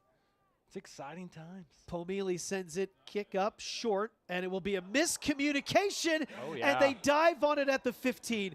2 Wildcats came together. They didn't communicate. Yeah, and really, Indiana Wesleyan has lost all the juice, right? There's still plenty of time, still 2-possession game, but the crowd's not into it. They don't have the same fire on the sidelines. That drive, that 7-minute drive, even though it only resulted in 3 points, it was big. You know, it's 60 degrees. There's not a cloud in the sky. I wonder if there was any loss on that football with that. If Pomili expertly found the sun rays line on that kick. So here we go, 22 seconds to play. Lots of movement. They will show you a formation, then switch out of it. Will Indiana Wesleyan. They're moving from left to right. Stokes wants to put it in the air. Stokes wants to sling it deep, and it's going to be caught by Treadwell. Nate Fry upends him, but not before the catch is made at the 40-yard line. A big strike of 25 yards. Too much time. Yeah, that is a long developing route tree there for all the receivers, and there's no pressure, so Stokes is able to step up and deliver. That'll be the last play of the third quarter. Grace, put your 4 fingers up. We're heading there right now. Marian leading by 13. 15 minutes to go in this top 5 battle on the ISC Sports Network. Meet Chip. He turned a big idea into a big company. At Indiana Members Credit Union, we're helping Chip and his family grow their business. We'll help you, too, with financing to expand your venture. Because at IMCU, it's you that matters. This is the Pepsi for America's best barbecue. Worthy of 100-mile detours and 1,000 likes. Looks good. This is the Pepsi for mopping, dipping, and dousing. Whatever you're craving, this is the Pepsi for you. This is the Pepsi for serious fans and serious eats. This is the Pepsi for Sundays at the ballpark and days off at your favorite pizza joint. Right, Aaron? Best slice in New York. Whatever you're craving, this is the Pepsi for you. Meet Zach. Day and night, rain or shine, even just out for a spin, Zach gets around.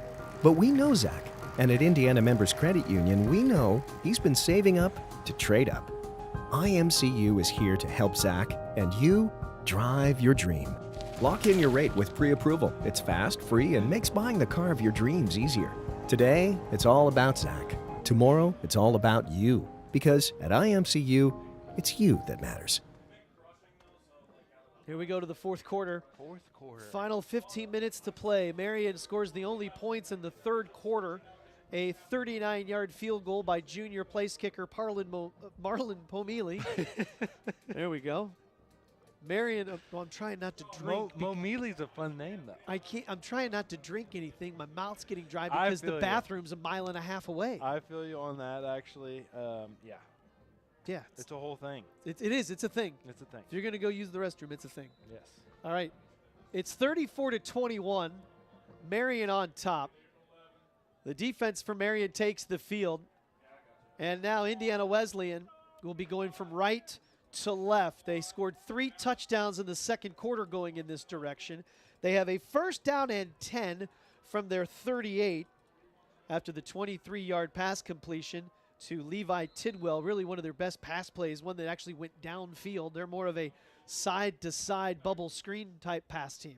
Stokes is the quarterback. Stokes drops back, dumps it off to Tidwell again, and he's going to be bumped out of bounds by Jay-Sean Underwood. It really feels like they can get 3 or 4 yards whenever they want by moving a wide receiver in motion, and all he does is curl up, do like a little 3-yard out route, and you just can't catch up to him. And by that time, it was a little better recognition from Underwood and Paris. They were in position, but as you said, the pass is already completed. Yeah, Underwood drawing the tough assignment today as a cover corner due to the injury to Danny Lewis. Empty backfield. Stokes will release. He'll run 40, 45, and he'll be tackled just shy of the 50-yard line by Nate Fry, or just shy of the 45-yard line, rather. So give him 4, maybe 5, and it brings up third down. Yeah, Dakari Kinney, the edge rusher there, just goes so far upfield that there's a big abandonment of the B-gap. Stokes steps up, but nice tackle from Fry in the open field once again. Yeah, I feel like whenever they've gone empty backfield, it's about half, maybe 60% of the time resulted in a Stokes run, not even attempt. Yeah, right at 100 now. Here's third down and 3. They do have a single back, Isaiah Gibbs. So Gibbs is the running back here. He'll get the ball. Gibbs bounces outside for the first down, slips through an arm tackle, races down 35-30, down to the 29-yard line. And Gibbs, a junior from Knoxville, Tennessee, with a big carry. Yeah, throw him off. Only 198 yards coming into today. Only a 3.5 average per carry, but it was blocked up well. Once he got to the second level, hit the jets, very nice gain for the first down. And they quickly line up after the 25-yard gain. Stokes, ball fake. He got a great fake. Wide open touchdown. They got him again on the sucker play. Marian went for the pump fake. Reese Walker bit, and 10 yards behind everybody to make that touchdown is Levi Tidwell. Yeah, everyone's eyes on the wide receiver screen. They do so much behind the line of scrimmage. 4 or 5 white jerseys come up, and Tidwell just leaks out right behind them, and wide open is an understatement. And after that 25-yard gain, they snapped that ball in less than 7 seconds. So you have to get set. He went for that shoulder fake, the Knights bit, and a walk-in. Kick is good. Yeah. Fast answer for Indiana Wesleyan. But going in this direction, that is their 4th touchdown. All of their scores are going in this particular direction. They're going from right to left. Yeah. Yeah, it worked again. I mean, it's such a nice play. Marian used to run it a lot in the 11-12 seasons during that championship run. You fake the screen to the wide receiver. Your other receivers are acting like they're going to block, and then they go out, leak out for a route. The first one was a wheel route to the tight end. This one is just a post, hits them wide open. And Marian's lead now is trimmed, but they still lead 34-28. We'll take a timeout. 13:27 to play. Number 4 Marian on top in the 4th quarter on the ISC Sports Network. Reach for Mars or harness energy from the stars. Go faster than the speed of sound or get clean water for everyone around. For an engineer, the choice is Marian University's Whitsker School of Engineering. Still waiting? You could have been seen by an orthopedic specialist at Ortho Indy Urgent Care.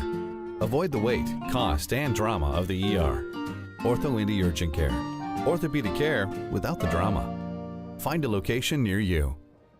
Meet Zach. Pedaling day in and day out gets tough. At Indiana Members Credit Union, we can help Zach and you drive your dream with great rates for new, used, leases, or refinancing. Because at IMCU, it's you that matters.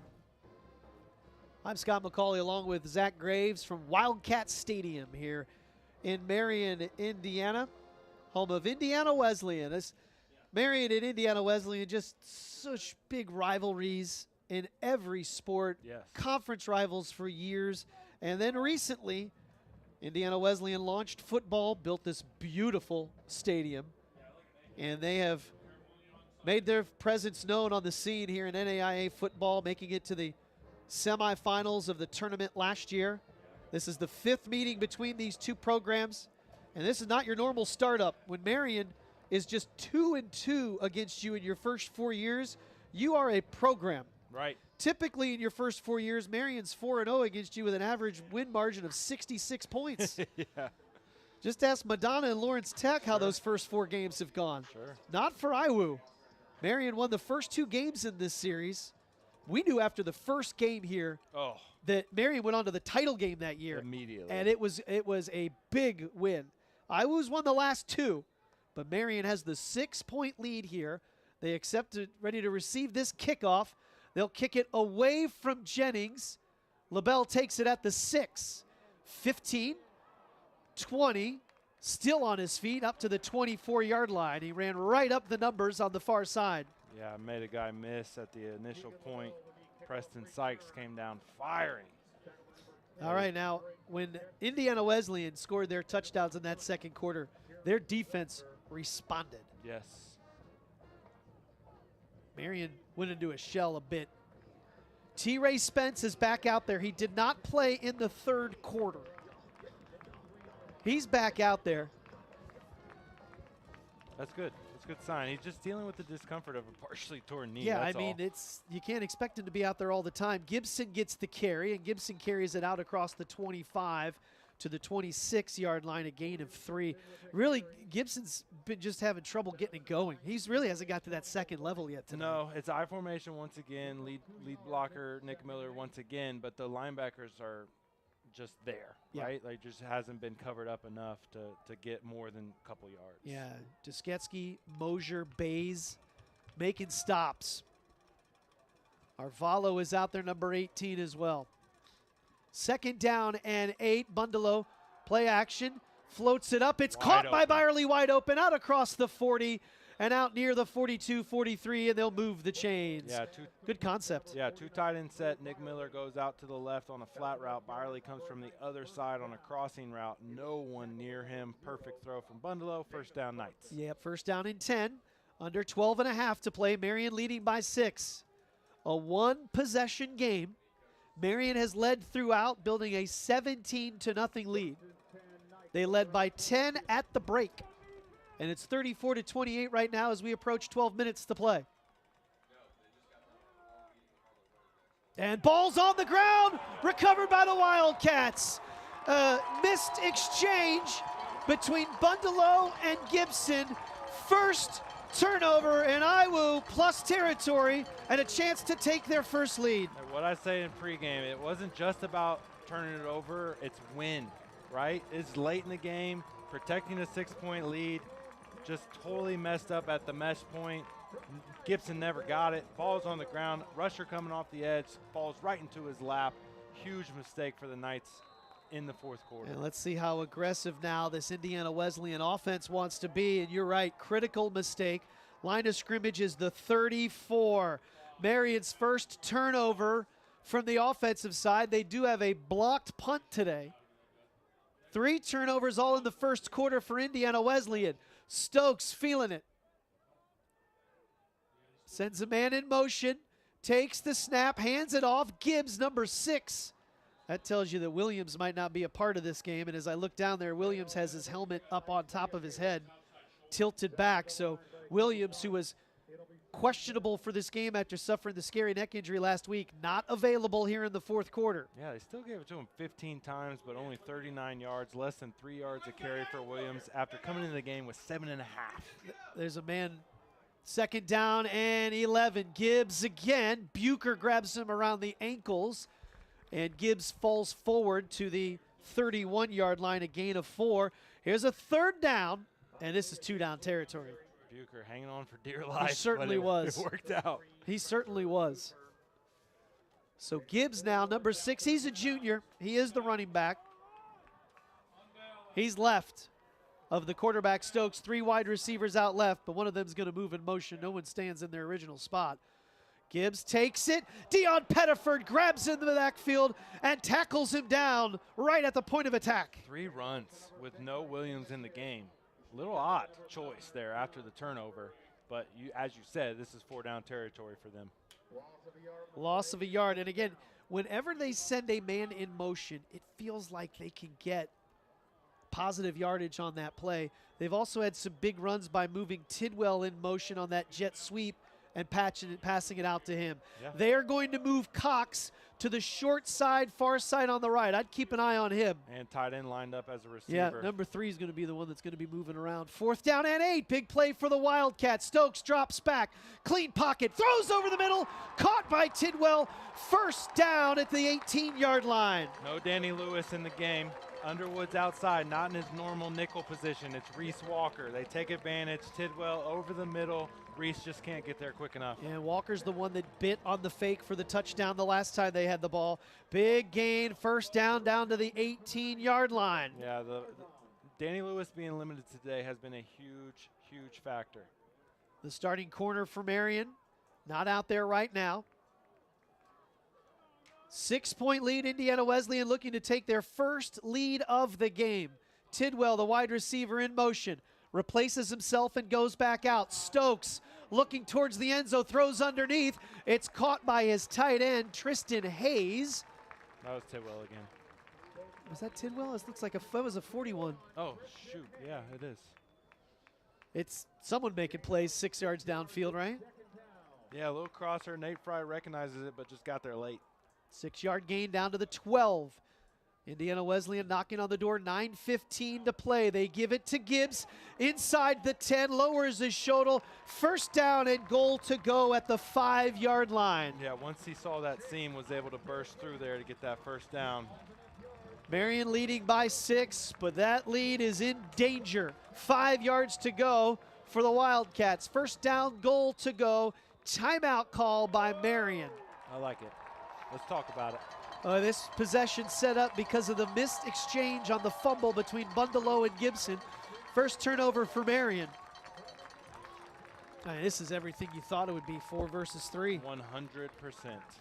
You know, the winner of this game likely has the benefit of home field, perhaps through to the championship game. Yep. And the loser of this game is still going to have the benefit of the first round bye in all likelihood. You wouldn't think they would fall. Right. But just a couple of spots. But that's still, then you're only, now the loser of this game might only have one home game on the playoffs. Right. That's the big thing. And that's why there was so much at stake today, not just the conference championship, but the playoff positioning. And Marian can tell you the last 2 weeks, last 2 years, going on the road in the quarters has been no picnic. Yeah, and you look at Northwestern was number 1. They beat number 3 Morningside. Morningside fell to 5. Yeah. Right. So how do you can't drop either one of these teams No. past number 6. Definitely not past number 8. No, not at all. But yeah, it's crazy Yeah, good matchup. Look, it is not the end of the world for whoever falls. You just don't get the ring. You don't get to beat your rival.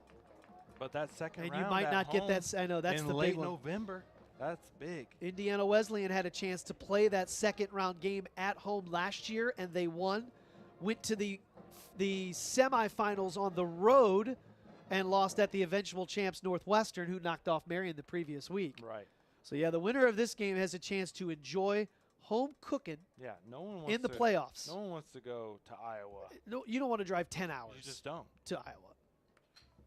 And look, that's what you're looking at, whether it's Grandview or Northwestern or Morningside, exactly. Yeah. Yep. So there's a lot going on right here. Marian burns the timeout. They have 2 left. 8:53 to play. Marian leading 34-28. The Knights.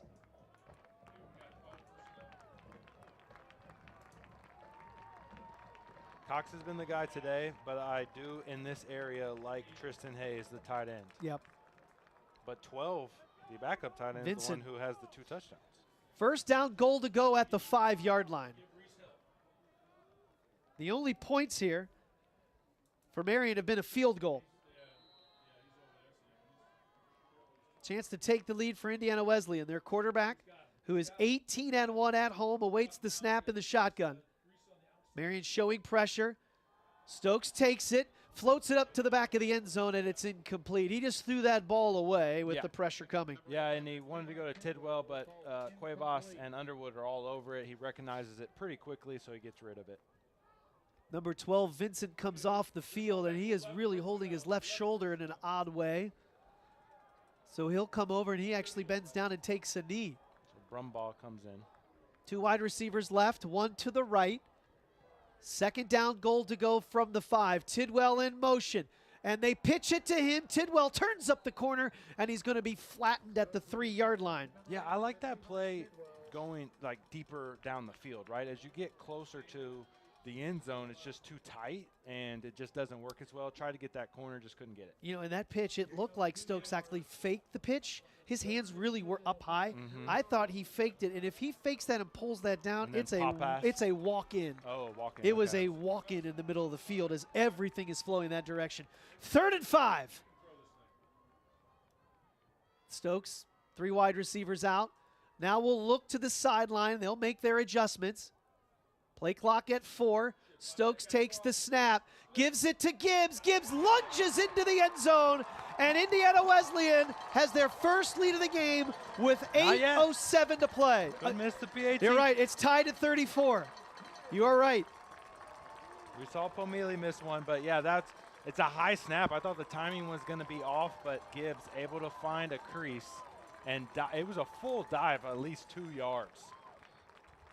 And so Gibbs, who has replaced the starter, gets the touchdown.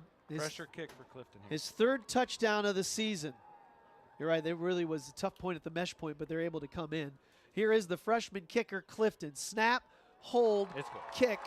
And now Marian, who has had a 17-point lead and a 10-point lead in this game, trails by 1. 52 minutes of leading the ball game, essentially. And the first lead coming 8 minutes to go, 35-34. What a drive off the turnover. That was huge. The mesh fumble, and Marian turns it over and you're able to go 34 yards in 9 plays. We'll take a timeout. Marian awaits the kick. They trail for the first time this afternoon. What a game. 8:07 to play. It's 35-34. Wildcats over the Knights on the ISC Sports Network. Some say you have to choose between reaching for Mars or harnessing more energy from a star. Going faster than the speed of sound versus bringing clean water from out of the ground. We say, why not both? The choice then is Marian University's Whitaker School of Engineering. Discover success with purpose. Learn more at marian.edu/engineering. Isaiah Gibbs takes it in from 3 yards out. Indiana Wesleyan, after the extra point, leads by 1, 35-34. They now have to kick the ball away. They keep it away from Jalen Jennings, and they will kick it out of bounds. And so Marian will take over at the 35-yard line. Teams would rather do that than kick it to number 14, who has an 88-yard kick. The way it bounced, though, inbounds, it was a little dangerous for being recovered. Indiana Wesleyan is saying they got it. There was no one in the red jersey who was over there, though. That the guy caught it as he's going out of bounds, but yeah, he landed out of bounds. Yeah. Yeah, this will be Marian ball. Marian ball. Yeah, there's nothing to even discuss. No, you're right. But I give the home team, Indiana Wesleyan, credit. They brought 11 guys out there pointing in the other direction. Yeah, it was a dangerous looking play for sure. So it was not going to be at the 35.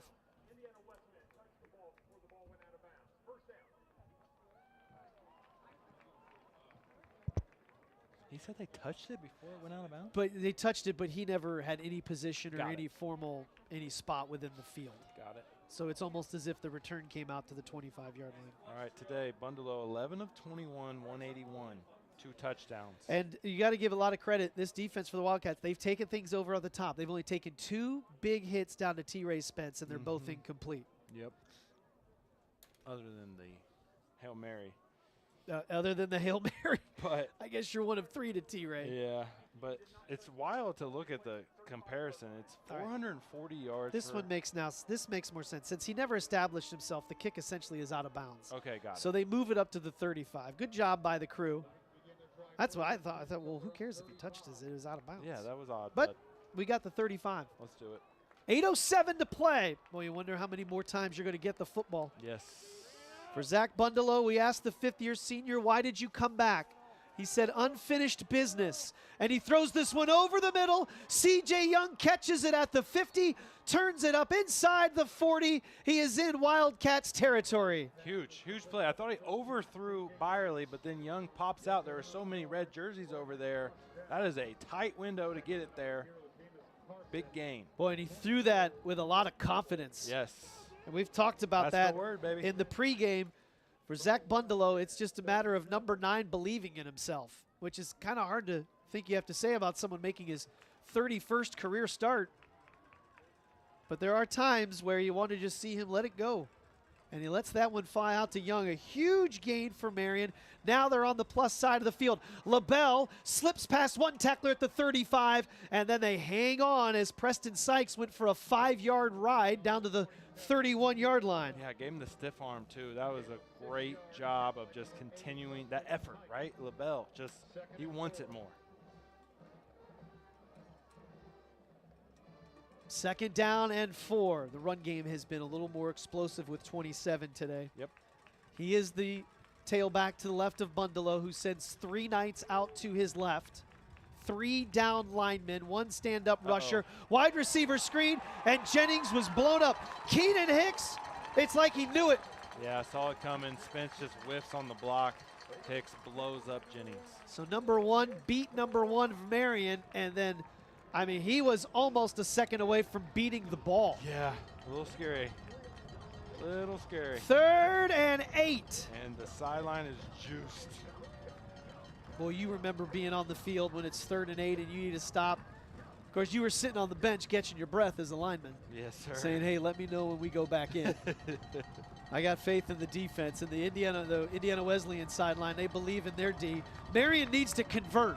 Snap to Bundalo. They need 8, and it's batted down.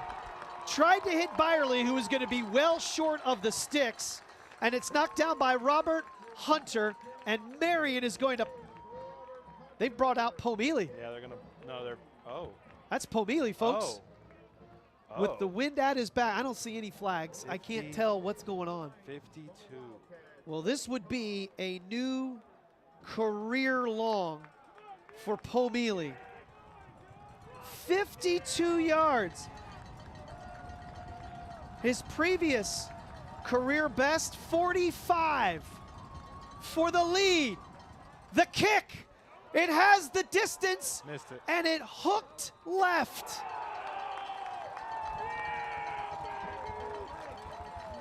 He missed it. It was a low sidewinding kick that started left and ended left. And so Marian misses on the opportunity. Tough. They forego the chance to go for it or the punt, and they let Pomeli. They thought about this last week. They lined up for that 51, 52-yarder, but a penalty erased it. All right, more pressure on the defense now. 5:54 to go as Indiana Wesleyan starts to go to what they say is their 6-minute offense. They lead by 1. Great field position at the 35. What a game between number 4 and number 3. I mean, it has been a beaut. Not much separating these two teams today. Stokes has 3 wide receivers in this formation. Marian, their down lineman, they'll give it off to Gibbs, and Gibbs is able to run forward out near the 39-yard line for a gain of 4. And let's see if Indiana Wesleyan has a huddle-up offense. 5'9", 185-pound back. All the weight on his shoulders here in a 6-minute situation where you just want to protect the ball, right? Do not give it up. Williams is their guy on the sideline right now, so a lot of pressure on number 6, Gibbs. Yep, and they are going to that 6-minute offense right now. They're not huddling up. The linemen are standing in their position. The skill players all gather in a circle and look to the play from the sideline. Play clock is at 5. 2nd down and 6. Play clock now at 2. And the grad senior quarterback snaps it at 1, hands it off to Gibbs, and he'll have a short gain out across the 40 to the 41-yard line. 3rd and short now for the Wildcats. Pettiford got there first. Nice job anchoring in there from Apata and Marsh.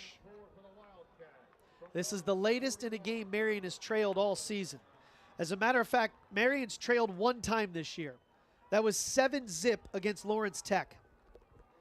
They're down by 1 right now. Clock running near 4:35. 3rd down and 4. Stack, wide receiver down here. You expect him just to throw a long pass out to Tidwell or the jet sweep. Motion. Watch Tidwell. They'll give it to Gibbs. Gibbs breaks free. He's gone. 40, 30, 20, touchdown.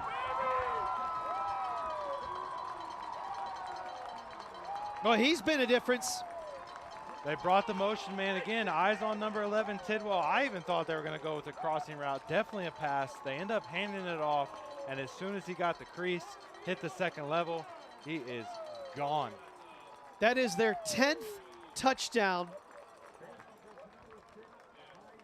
Actually, let me grab that. It was right up the A-gap, Scott. 2. Right up the middle.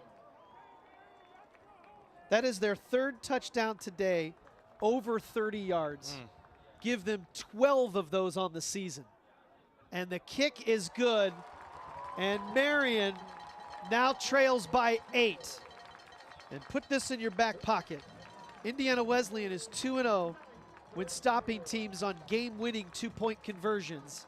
And Marian's going to need one of those to send this one to extra time. 3 touchdowns over 30 yards today for the Wildcats. 12 of those on the season. Yeah, they've been in a lot of close games, and they're battle tested in that regard. And they never lost confidence being down 17-0. They continue to do their same things on offense, and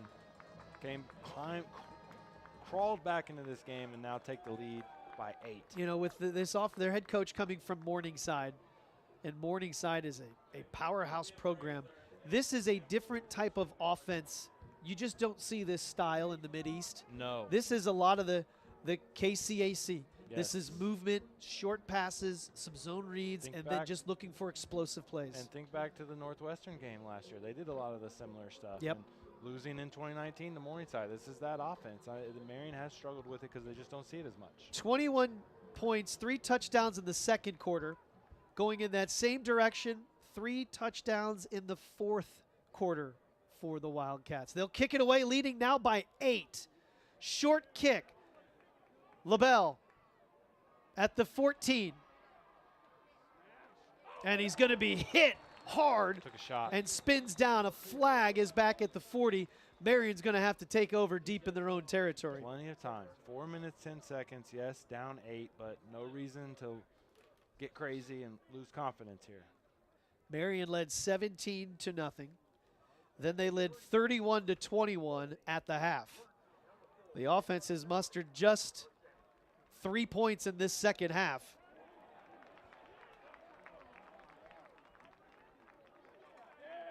They're going to walk it back from the 30.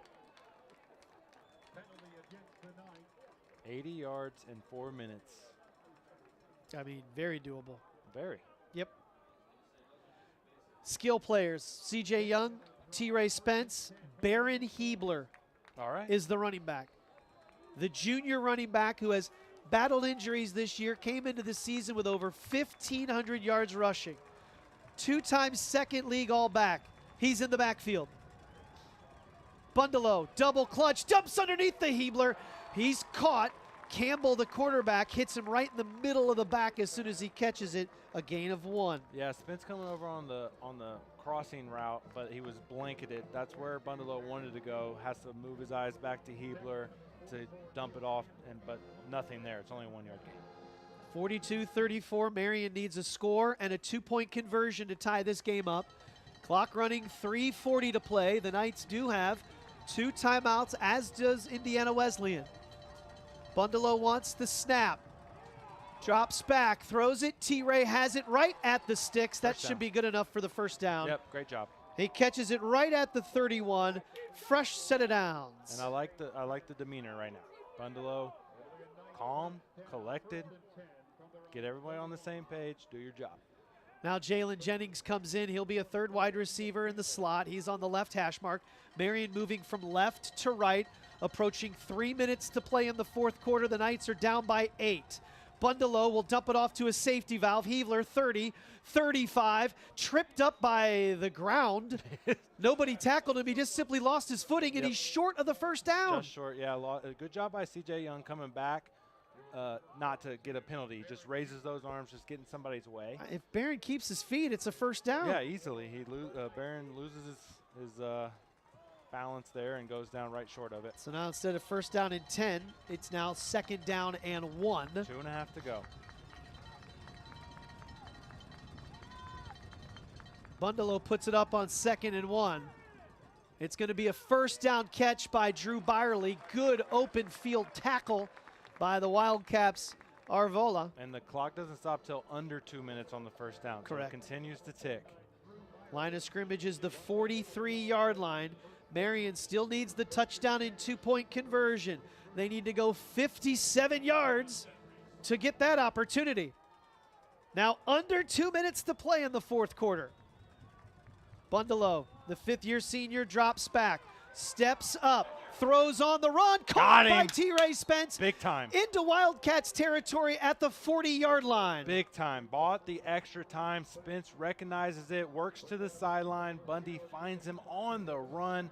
A dot to Spence for the first down into Wildcat territory. Now you only need 39 yards to go. Marian moves it into Indiana Wesleyan territory. 1 minute, 49 seconds. Clock stop with Spence getting out of bounds.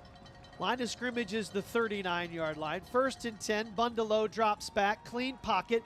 Now he rolls out left. Runs up the middle, slides. That's penalty. Takes a hit right on the helmet. Yes, there it is. There is the flag. That could be targeting, Scott. He went right for his face on the slide.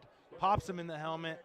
I'm curious as if this is just going to be a personal foul or an actual targeting. They have the line of scrimmage marked at the 35, and the flag came in.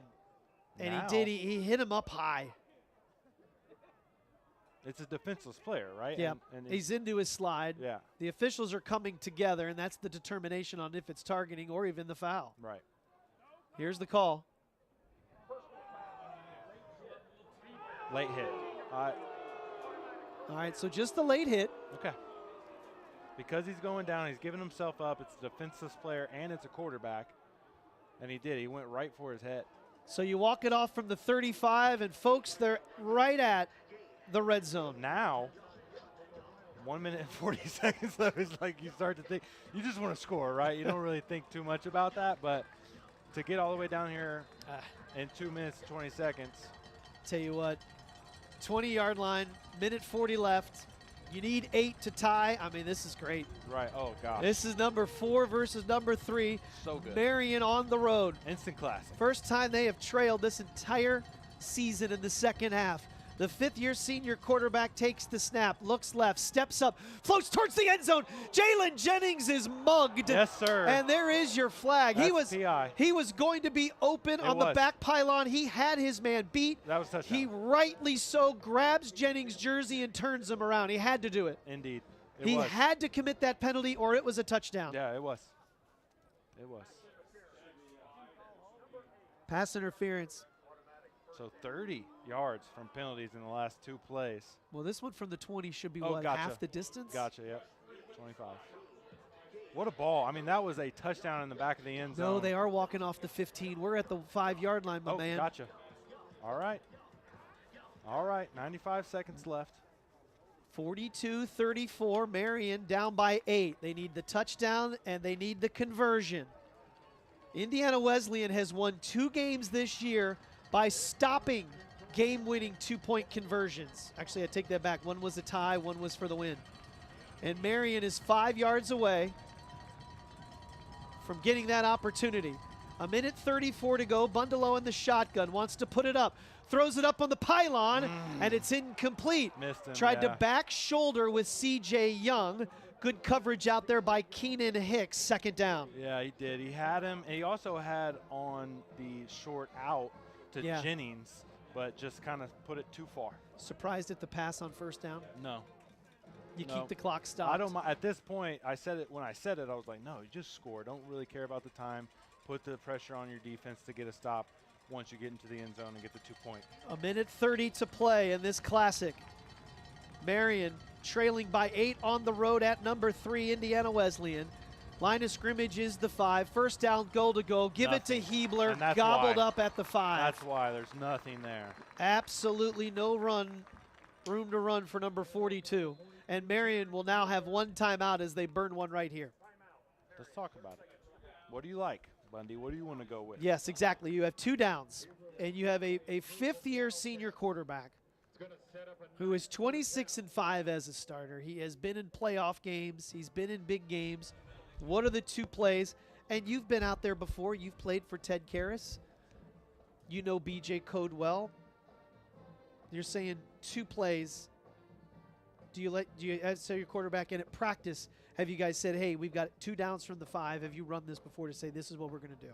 Is this a situation people are familiar with? Yeah, absolutely. I mean, you practice this kind of thing, and when you're in it, it's different, obviously. But you want to just go with what you feel best about. There might be a play that Code has an idea of what he wants to run, but he wants to talk to his quarterback and see what he prefers. The fade back shoulder wasn't that far off. Maybe he wants to go back to that, but I do expect something that everyone's comfortable with. I would like to see a target for Byerly. I like him down here. I mean, the way that they run things, what if you could get Jalen in motion? The Jalen on that quick out or a zigzag route, something like that. Timeout is done. The motion to Jennings and then hit him in the flat, I like that as well. Even a fade ball to Spence. 3rd down, goal to go from the 5. 2 downs for Marian to score. They need the touchdown and the 2-point. They trail 42-34. T-Ray Spence, the wide receiver, split out wide right. He's on an island. And he's got Campbell, though. He's got a quick slant look. Campbell's good. Campbell's backing off. 2 wide receivers to the left. Bundelow looking left. Throws it to C.J. Young. Touchdown! They went for the back shoulder. Again, I like it. And they're saying he caught it. The officials are going to come together and say, did he catch it off the turf? They signaled touchdown. Now you need the 2-point. C.J. Young with the touchdown. Go right back to it. Didn't work the first time. This time Bundy puts it a little lower to the ground, right? And that's why it was a discussion that it came too low.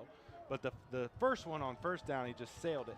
Give him another chance. That's what he liked. That's why you take the timeout. You go talk to him. I want to do it again. Third time this season, Indiana Wesleyan will face a 2-point conversion that decides a game. That's incredible. That's wild. That's battle tested, man. They won their opener, did the Wildcats, 24-22 over Valparaiso. They stopped the game-tying 2-point conversion with 7 seconds left to beat Valpo in week 1. And then they were at St. Xavier, and they won 16-15. St. X scored a touchdown, elected not to kick the extra point. They went for the win with 1 minute to play, and Indiana Wesleyan stopped the 2-point conversion. So now here's Marian, needing 2 to tie it up, and this classic would be knotted at 42 with the conversion. Classic. Marian has already converted 1 2-point. That was at the end of the half, following the Hail Mary to T. Ray Spence. Yeah, man, there has been so much that's happened in this game. This is great. This is crazy. Yeah, this is great for us. Parents, they're out there just on the edge of their seats on both sides. Coaches for both of these games. A championship is on the line. Indiana Wesleyan gets a stop, and with no timeouts left for Marian, they'll be an onside kick away from the win. The Knights need the 2. Bundalo has Hebler in the backfield, 3 wide receivers to the right. They snap it to Bundalo. He'll throw it over the middle. It's batted down. Wesleyan is 3-0 on 2 points this year. Tried to hit Byerly in the middle. CJ in the middle, and it was 3 red jerseys all around him. That was the problem, yeah. It's a spot route to CJ Young over the middle, but those linebackers we talked about all day are sitting right there. The ball hit his hands, though. That's the tough part. It hit him in the hands. It was a fastball. It came in hot. From Bundalo. It came in hot. And it almost gets through the hands as bounces off the shoulder pads and the face mask. And now you need the onside kick. And with no timeouts, a Wildcats recovery, and it's a knee, and they'll be the Mid-East champs for the 2nd straight year. Yep, and 3 straight losses.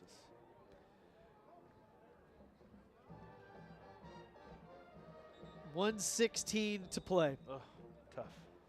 The Knights went 10 plays, 80 yards, and they did it in 3 minutes and 6 seconds. It did. It's got to hit him right in the hands. It was a fastball that the senior could not squeeze. And so now we need an onside kick. Marian will attempt their first onside kick of the season.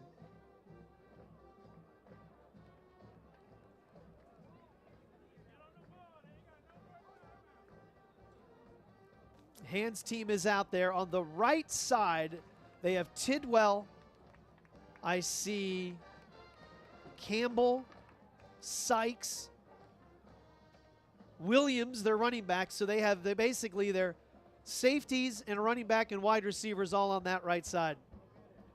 Pomili will put it down on the right hash and kick and aim towards the wide side of the field. Marian needs it.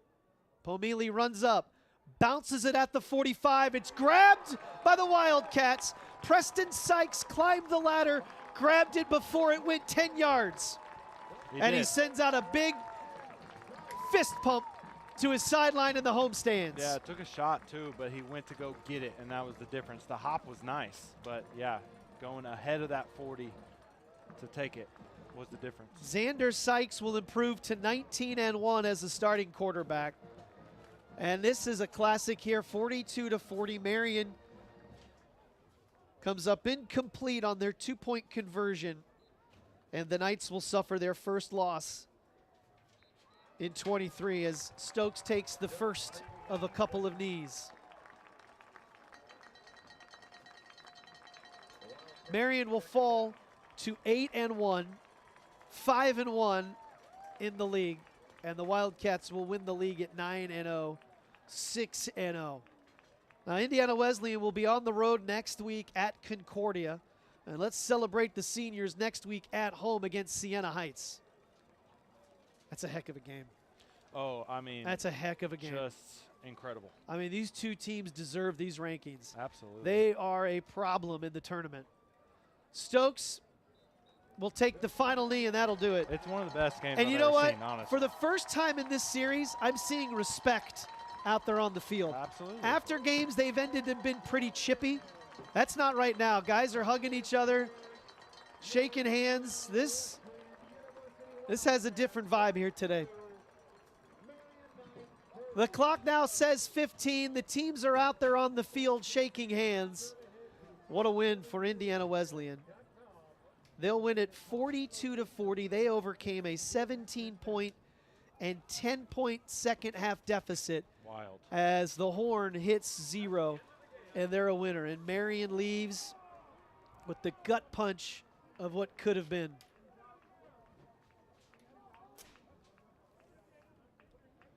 What a game. And so Marian loses this one 42-40. Boy, it's kind of remarkable that Indiana Wesleyan has stood tall 3 times on 2-point conversions. That's wow, honestly. I mean, this is a team in Indiana Wesleyan that has played close games all year. Yeah. Tight games all year. They have not been the big blowouts you'd expect to see from a number 3. And what a game here today. Boy, back-to-back classics in the NAIA. Number 1 beats number 3 last week in Northwestern and Morningside. And here this afternoon, it's a tough one for number 4 Marian as they go down by a final of 42-40. Zach and I will take one brief timeout. We'll come back and wrap it all up on the ISC Sports Network. The minute I stepped foot on campus, I didn't want to leave. Everyone here is about helping you succeed. It's hard work, but it's totally worth it. I have so much support from my advisors.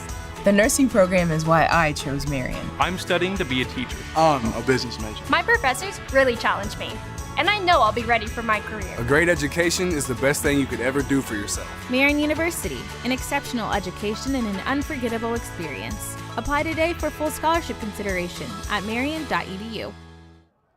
All right, partner. It's a final 42-40 as Marian has to go for the 2-point conversion to send it into overtime. And they come up short as it's a fastball that cannot be held on by C.J. Young. What a wild game. You know, I'm looking at the stats. Indiana Wesleyan did rack up 500 yards of total offense. They ended up running for 238 yards, but Isaiah Gibbs came in.